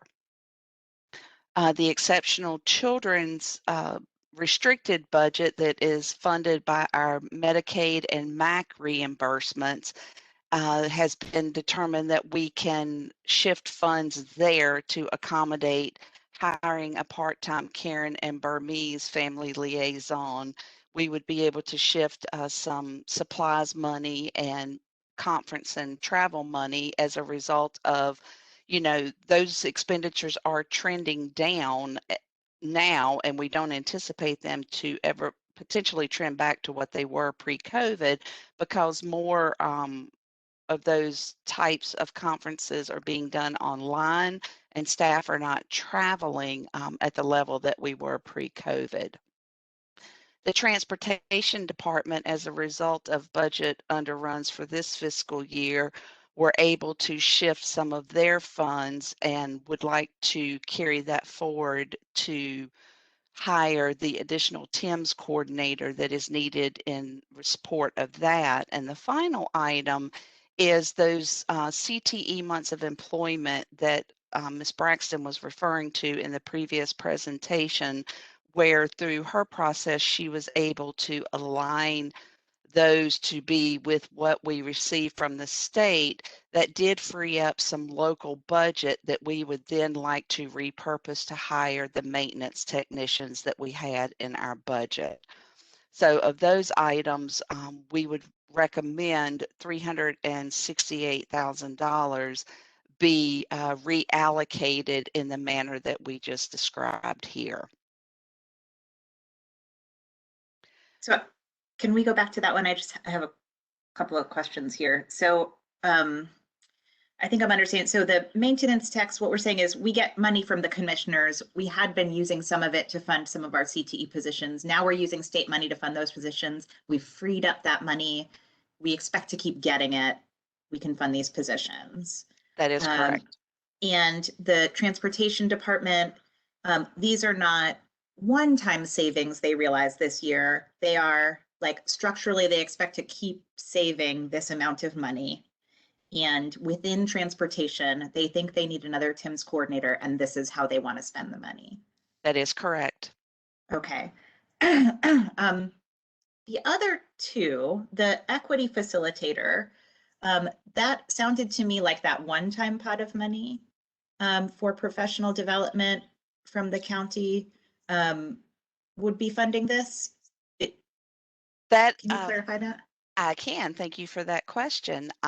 So that money from the county was a one-time pot that was set aside to get the initial one-time training done for all of the staff surrounding the courageous conversations. Please forgive me if I'm remembering that incorrectly, but that to get that rolled out to the entire district was what those funds were set aside for.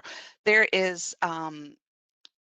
was also a lot of budget allocated in the equity department on the local side to also support that initiative.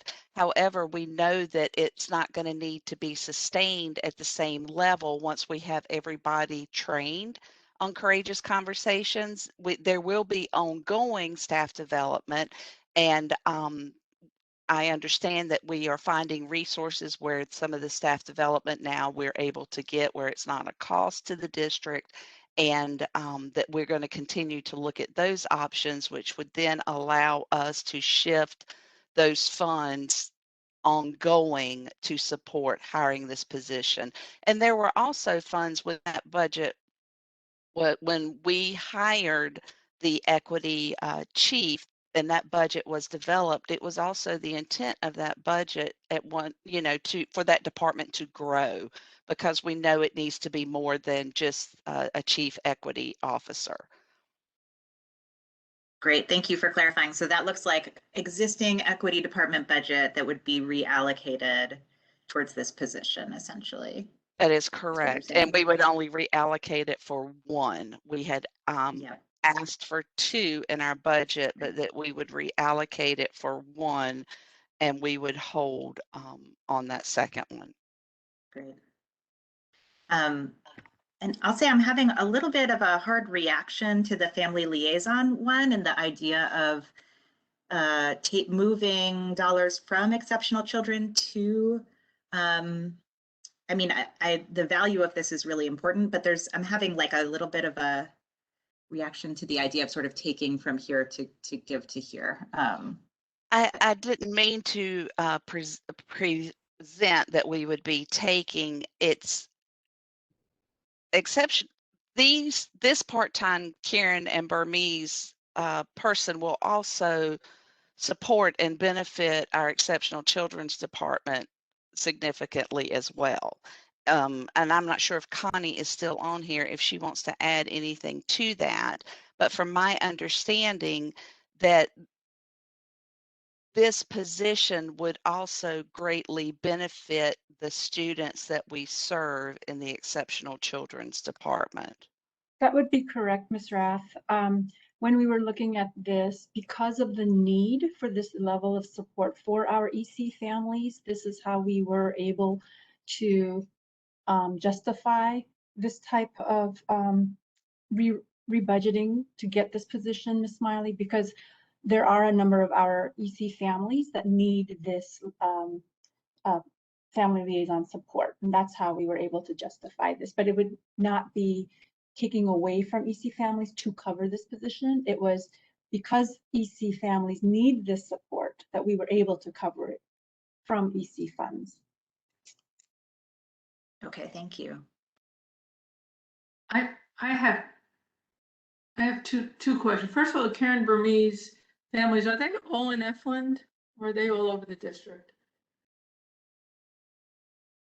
I'm sorry, I don't know the answer to that. It's Eflin, Gravelly, Cedar Ridge, 50 students was on one of our recent presentations. I just read it this morning. Don't remember where that was. So, I guess I have a gnawing question about our family liaison and the whole function of family engagement, because our schools really do that. It's kind of an all hands on deck process. So, for example, outreach to summer schools, the teachers, the coaches, everybody's making calls to families. And I just wonder if there's an opportunity to throw the whole family engagement function into the schools and create an allocation or an allotment for these family liaison positions rather than have them in the district. So it's a thought. I'd rather see it in the schools.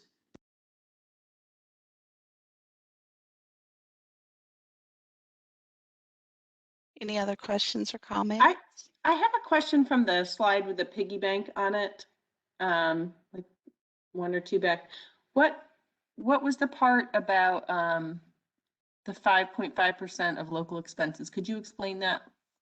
Yeah, sure. Thank you, Ms. Doyle.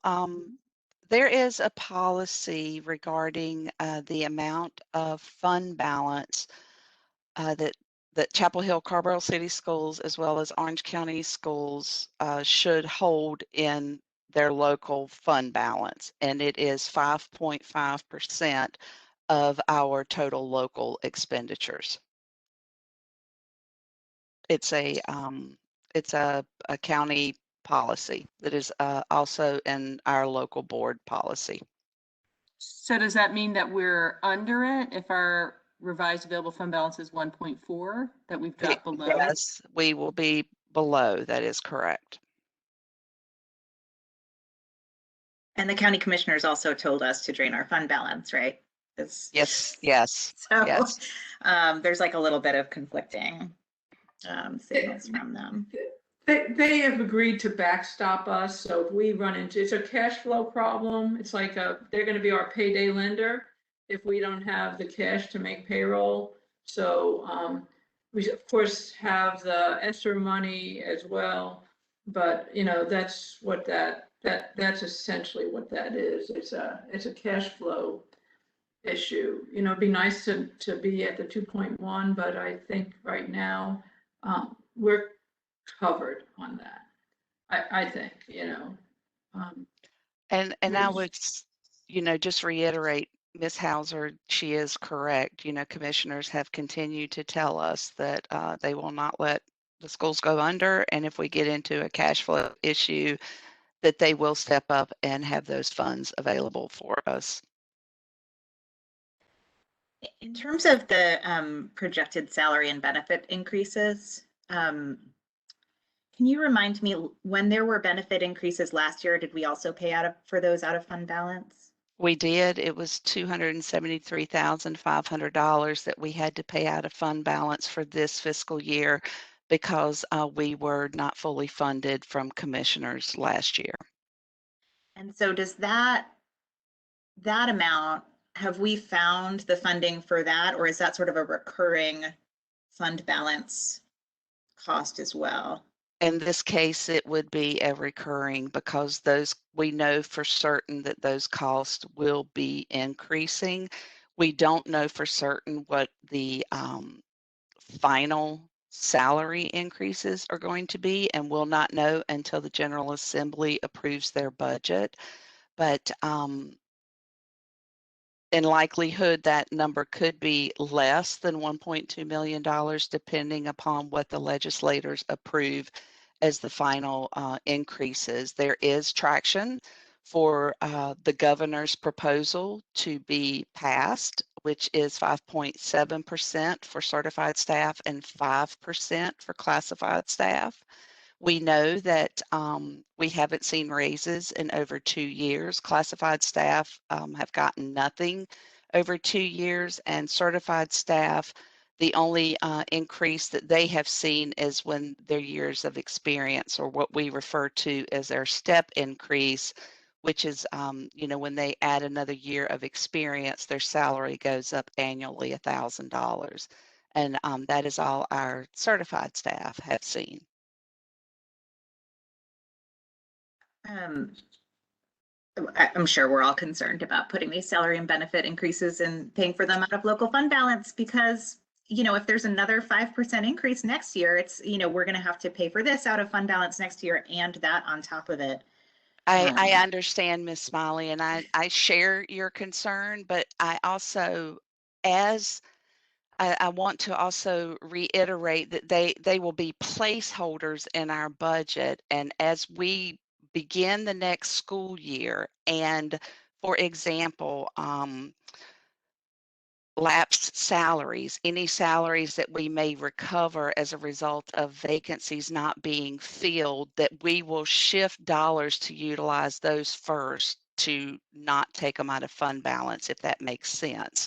Again, it would just be a placeholder, and we would be looking for any budget surplus that we may begin seeing as we look at our budget and our spending next year, to shift those dollars there. And also, you're bringing up a very good point. It may mean that we need to look at implementing measures to decrease spending in other areas to be able to support these increases in our continuation budget going forward. And by that, I may be referring to out-of-state travel, out-of-state conferences. Those are some places that are just typically the first place that are looked at. TA work days, that is the reason that we initially had requested for those to be unpaid, and for TAs not to be able to work, is because when we looked at the data, 80% of our teacher assistants were taking vacation or leave on work days. They weren't working them. So that's when we made the recommendation at that time to not allow them to work, and to then take that cost out of our budget, because we needed it to be able to balance the budget. Thank you, Ms. Rath. Yeah, it's a big number, 1.2 million, to know that that's going to continue to be an expense in future years. Yeah. Well, did Miss, and maybe this is what Sarah commented, the maintenance tech covered by the CTE MOE, is that because something got covered by this at the state level, you said? Is that because our CTE students ADM went up or something? Yeah, that's in a gist, yes. So I have two questions. With our enrollment, I don't know what your crystal ball says, Rhonda, about enrollment and where we're going to end up the year. But if we don't get to the projection, what is our financial risk? And let's assume that we lose both the state and the local funding. So our financial, Go ahead. Are you referring to if we do not get within 1% of the 7,299, the state will reduce the equivalent of 50% of that lost ADM. So that roughly will equate to roughly a $500,000 that we could potentially lose on the state side, as well as it's around 4 teaching positions. That's the main reason why we allot based upon our current numbers and do not allot based upon our projected numbers, so that we can make sure that we're trying to prevent a RIF in our staff. And by allotting based upon what our current numbers are, we allow for the cushion on the state side, where as we begin to get those students back, we can begin adding those teachers back and hiring those teachers. Does that make sense? Yeah, so you're saying the magic number is 7,200, but roughly. If Yes. we don't get 7,200, we're going to be riffed. We're going to be cut. And $500,000 is the state, or that's state and local? $500,000 is the state. We see based upon our budget here that the local piece of it is the 2.9 million based upon the budget that we presented for funding. Yeah, I'm just looking at the ADM thing. If the commissioners decide that they're going to fund us adjust our funding based on ADM, I don't know if they're going to do that, because as you said, they said, well, what about, they're not funding pre-K and other things, so. That would be And then- 1.3, that would be $1.3 million, Ms. Hauser, because you would look at the difference of where, what we are at May 1 to our projection is a difference of roughly 290. If you multiply that times their recommended funding of 43.67 per pupil, that equates to 1.3 million. Wow, okay, got it. But I just want to make sure we're clear on this piece about what happens if we don't meet the ADM from the state. So we would not be immediately riffing teachers, was the point, because the district is allocating according to current membership, not That is correct. projected enrollment. If we were doing it by projected enrollment, then we would have to do that immediately. But because we are being more conservative on that front, we aren't going to immediately have to do that. That is correct. That is correct. That is why we allot that way. And we also allot to the class sizes, the required class sizes. So between those two mechanisms, it is a way for us to ensure that we don't get into a position where we have to RIF staff. So essentially you're saying we're budgeting to the projected ADM, but we're staffing to actual ADM, actual enrollment. Right?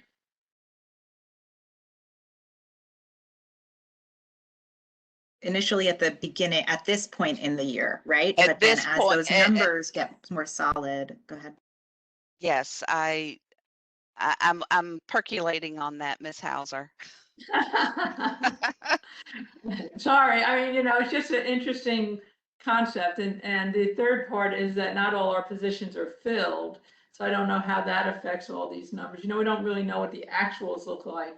So there's that. There's a little more cushion in there if I understand where we are. Based upon the separate. vacancies that we currently Yes. have. Is that what you're referring to? Yes. Yeah. Okay. It would be nice to understand what those, I think of them as nest eggs look like.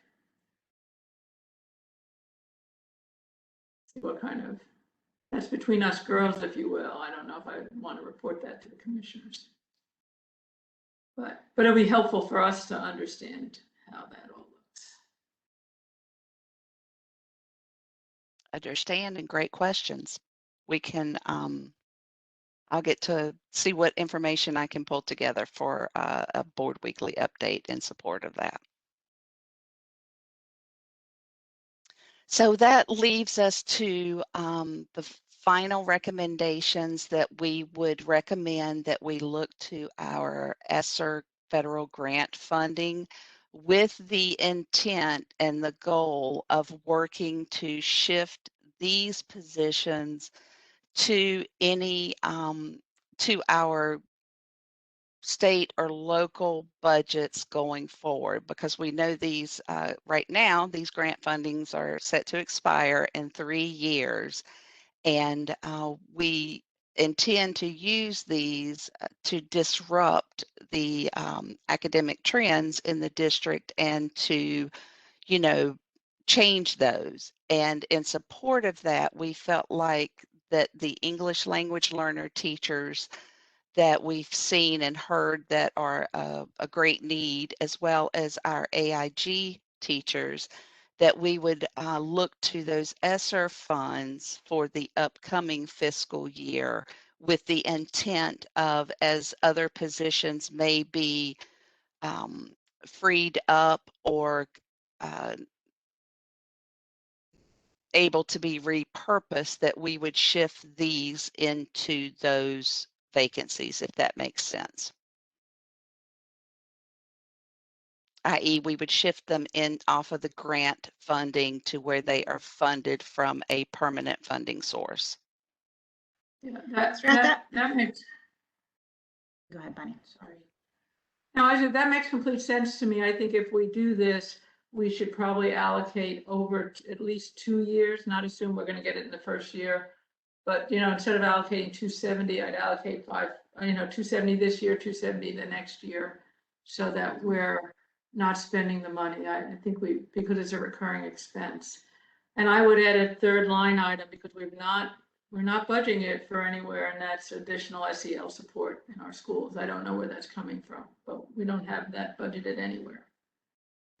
Can I ask, so if we have like positions like these and we can cover them with ESSER, and if there's essentially lapped salaries, is that where lapped salaries comes in, Ms. Rath, that we could get them on a more ongoing funding source? And so then, like, strategically, when you present to the county commissioners next year and you now have a position and you've shown that it's needed and you've had to pay for it with special dollars, is the hope that then it would get covered by our county commissioners next year, even if it hadn't gotten covered this year? Okay, great, thank you.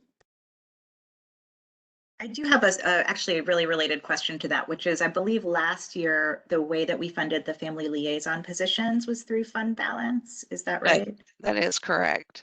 And so how are those positions being funded this year in this future budget? They are part of the operational cost, and they also right now have a placeholder in fund balance. Okay, so we're planning on continuing to pay for those roles via fund balance. With the intent of shifting them to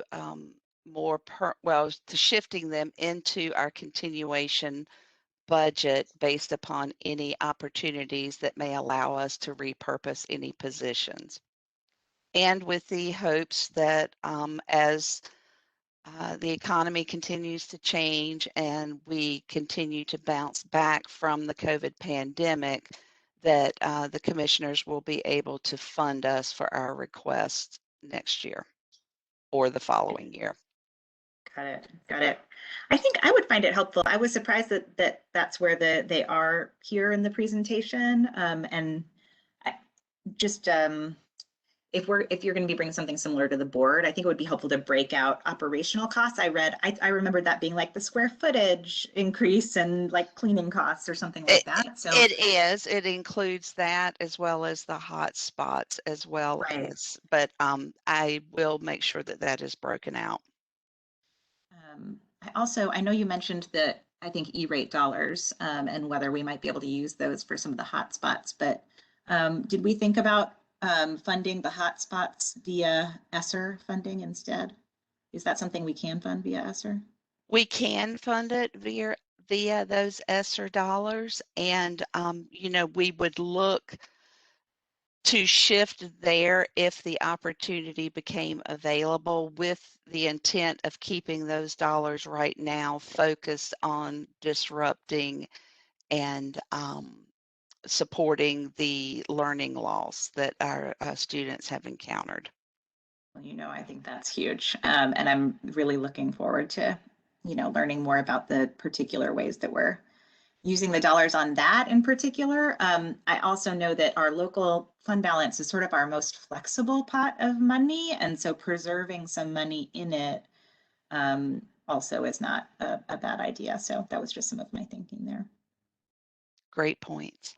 Yeah, it's a good idea, you know, and that would actually be helpful, Rhonda, if you took all this and you gave us the ESSER 2 and ESSER 3 and said, if we don't get anything else from the commissioners and we funded some of where we can, if we fund through ESSER 2 or ESSER 3, what, and add summer school in there, add the school grants for tutoring and anything else. What does ESSER 2 and ESSER 3 look like at the end of that? Because it would really, that's our safety net, if you will. That's great, and thank you for bringing that up. That is our, I don't think I'm speaking out of line, as our an intent for the June 7th meeting is that we will lay out more of a timeline for these ESSER 2 and ESSER 3 dollars, and specifically how much we are projecting or anticipating to be spent in these each areas over the years of the grant.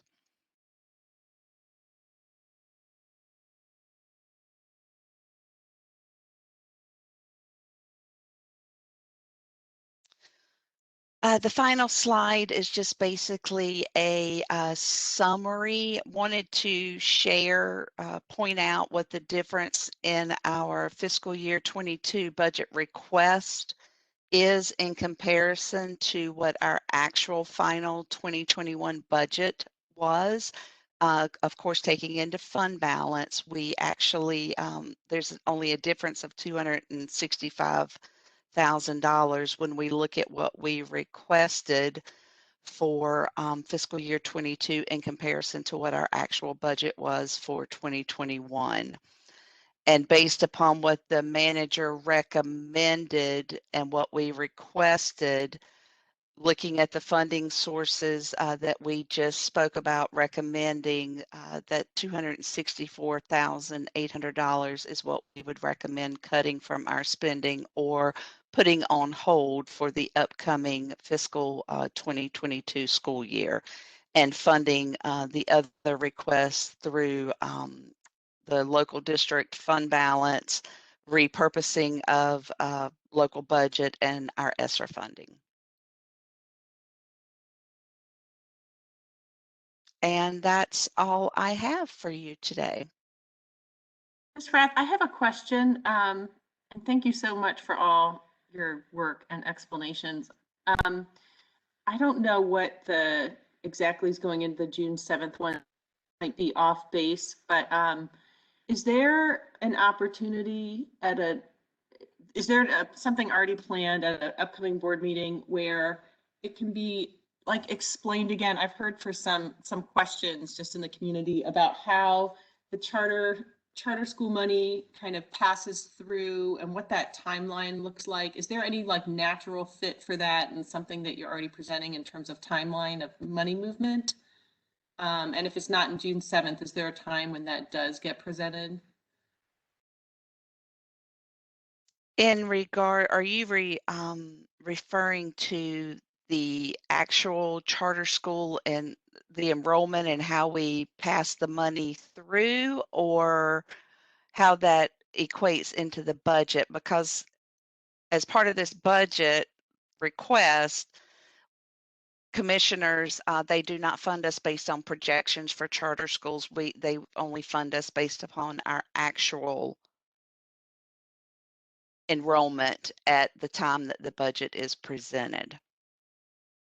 I do have some very helpful information that I will be happy to share with you that, it was probably 4 years ago when there was movement and misunderstanding at the commissioner level about the flow of those funds and the timing, that I can definitely share in a board weekly update. It's a graphic that explains very well how those funds flow. And we also know we can share the difference in what we've had to reimburse our charter schools versus what we have actually received over the last several years as well. Is that That what would be so wonderful. And if it's in a board weekly update, I know we don't like, those aren't distributable. That's not something we could directly share with them, but would the portion that you're including be something that we could share with people who ask? Or is there any reason why that wouldn't be shareable information? No, there's no reason, especially it's all public information, and I can definitely incorporate that into the final budget presentation if, there is a desire and we feel like there's a need for our public to be reminded of how those dollars flow and how that funding works.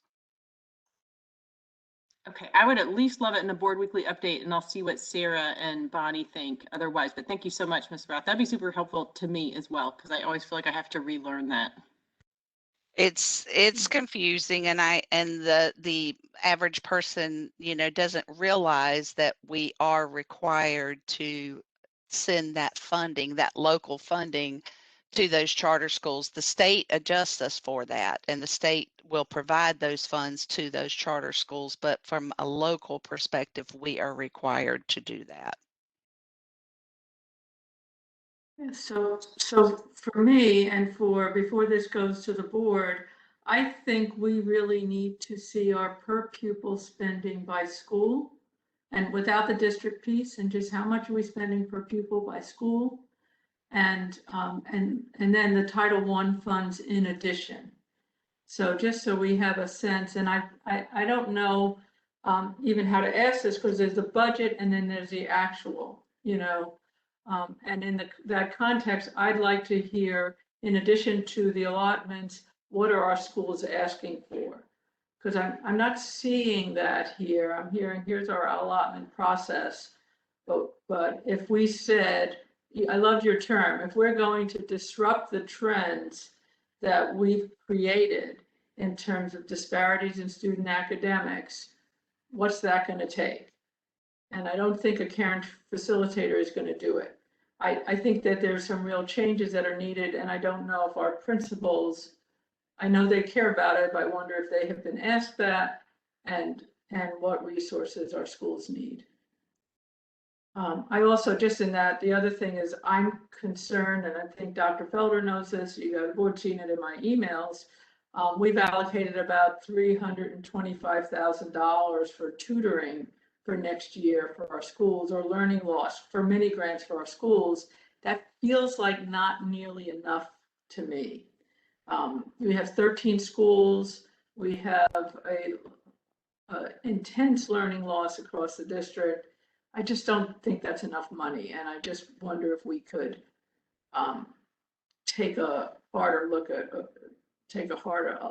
like dull our pencils, if you will. Usually you sharpen your pencil to make the budget tighter. I think we need to dull our pencils on that. Give the schools a little bit more flexibility. Yeah, just on that last point, when I imagine the scale, like tutoring as one of the most effective interventions for addressing learning loss, and then the scale of that need, it does seem like more money for that. I would imagine it costing more money than that to allocate, what's needed. So if it's okay, if I just chime in, your points are well taken, and that is something that we are looking at, but also want to clarify that schools do not have to use or request ESSER funds for tutoring. They are in the throes of making decisions about what they need and what will work best for them to close gaps and raise the bar for all students. And so it could be tutoring, it may not be tutoring. They will determine that. But yes, we are looking at, that was just a placeholder, a space holder. But as Ms. Rath said, we are going to provide more details around the ESSER funding once we know more, and we're gathering that information from schools. I could also say that, with regard to, say, the equity facilitator, that is something that schools have asked for more support with. with regards to the equity work and with regards to translations. And so the Burmese Karen language is one that we rely on an outside source for that, and it's not always the most reliable. And so I know that that is a need that our schools have expressed as well. And I also, if I may just take an opportunity to add, we do provide our schools monies that are allotted to them from state at-risk funds that are available for tutoring as well as substitute costs, depending upon what their needs are at the school. And so those funds are also provided annually to the schools for that support.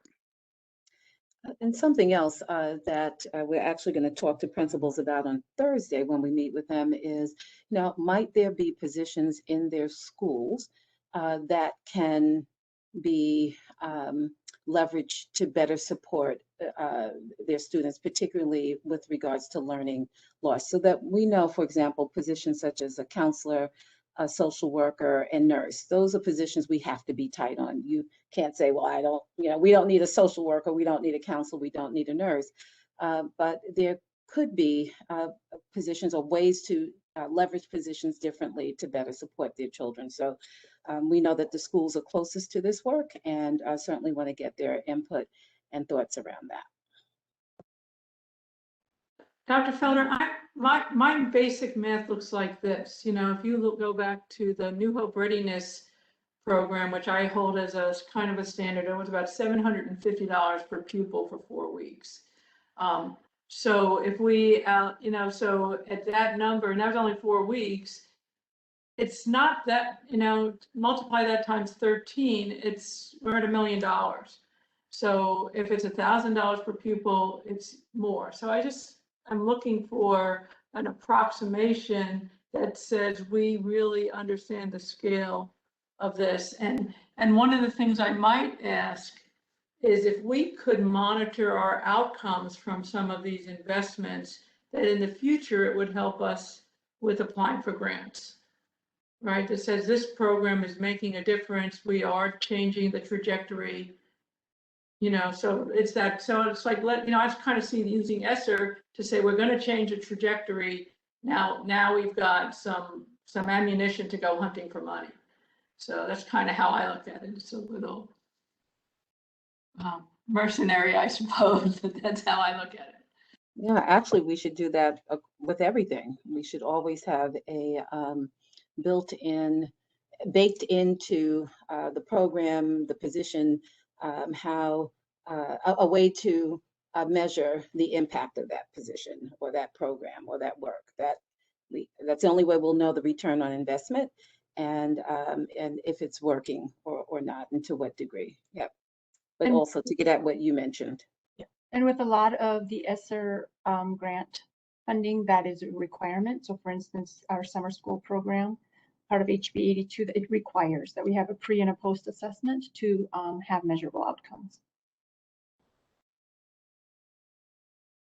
To the other part of Ms. Hauser's question about the per pupil spending by school and how some of these allotments end up looking by school, I know, Ms. Rath, that was something that you had started. You had sent us the latest calculations, the ones from 1819, and I'm curious to get a sense of, do you have a sense of timing now in terms of when we might be able to look at that for, I don't know if it would be for 1920 or for 2021. We won't have 2020, this current school year's numbers will not be finalized and audited until October. It will take us until that time period to actually close out all expenditures and have everything applied to the current year. And so the 1819 data you sent us was actual expenditures at the school level and then broken down by source and by share of district spending and all of those things. That is correct. It's really good information. One thing I'm thinking in the earlier presentation and what we had looked at there was expecting that increase in TA allotment at Eflin Cheeks and what that would do. I know one of the differences I saw in that earlier data was that Eflin's per pupil was a bit lower than the other Title I schools, and that I'm curious if perhaps the additional TAs there might balance that some. I see you nodding, so Yes, you suspect yes. I do suspect yes. And, as we have talked about too, the years of experience of your staff can also impact that per pupil funding as well, because for your schools who have more experienced staff, they're going to have higher paid staff. And so those will also come into play in determining when you're looking at that funding. Yeah, that's a big problem. One of the things that we aren't talking about when we talk about budgets and staffing, there's a question about efficiency and effectiveness. So are there things that our people are doing, including making the board happy, but are there things that our people are doing that are not critical to the job of educating students and eliminating disparities? And are there, well, so we need to get to that also, right? So can we be more effective? And then the other part is, what is the cost of turnover? Because I think staff and I'm still hung up in this idea of going to multi-year contracts for our young Title I teachers, only to see if we can curb turnover and free up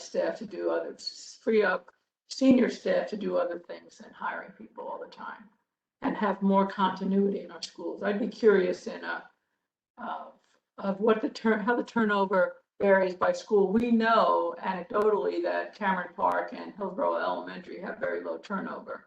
I think Central is relatively low. Not sure about Grady Brown. I think that is, but anyway, I think it'll be helpful to understand turnover and how it varies by school, because I think that's a cost. It's a hidden cost that we're not paying attention to.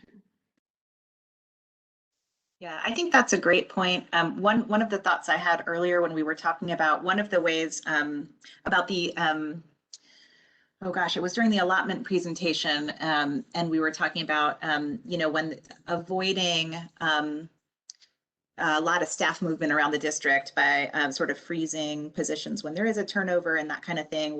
It made me curious about whether those freezes and things like that disproportionately, where those fall, and if certain schools do have more turnover, does that mean they tend to have less of that sort of backfilling of positions than others? I'm not sure. I may not be explaining that clearly, but if we have an approach of we have lower numbers, so we're not going to backfill positions, but then the turnover is higher in our Title I schools, let's say, and so those schools tend to have fewer positions backfilled, then that has an equity impact.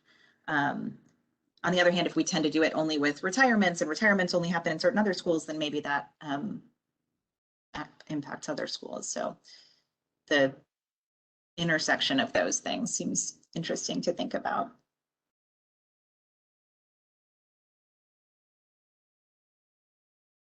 I appreciate those points, and you also have my curiosity as well, and we will see what we can decipher and weed out and filter out when we look at our data. And it may be too that some of this, as we get those recommendations about resource allocation and budgeting from the audit, that it may be that part of that, what we talk about is that initial resource allocation and the sort of ongoing, as resources change, how do you respond to that or not in an equitable way? So maybe that's another point when we can delve deeper into that as well. Okay. Any other thoughts, questions from folks? Hey, Sarah, do we have to approve the minutes? Oh, that is a great point. That is a great point. Has everyone had a chance to review them? Yeah, so moved. Yes, second. Great. All in favor? Aye. Aye. And how do you approve the minutes when the committee ends for the year? Do you approve them in the fall? I believe you do, right? And then Okay. it's confusing because it's not the same people who were there, so. Gotcha. But I think that's what happens. Yep. Okay, well then let's adjourn this meeting. Ms. Rath and everyone who's on the line who helped to present or just listening in, thank you so much for going deep into this. I think these are really thoughtful ways of addressing the lack of what looks like probably lack of additional funding from the commissioners. Appreciate the resourcefulness and thoughtfulness about what goes in each of those categories. So thank you all so much for that. Have a good day. Thanks, everybody. Thanks, Sierra. Bye. Thanks, everyone. Bye, everyone. Bye.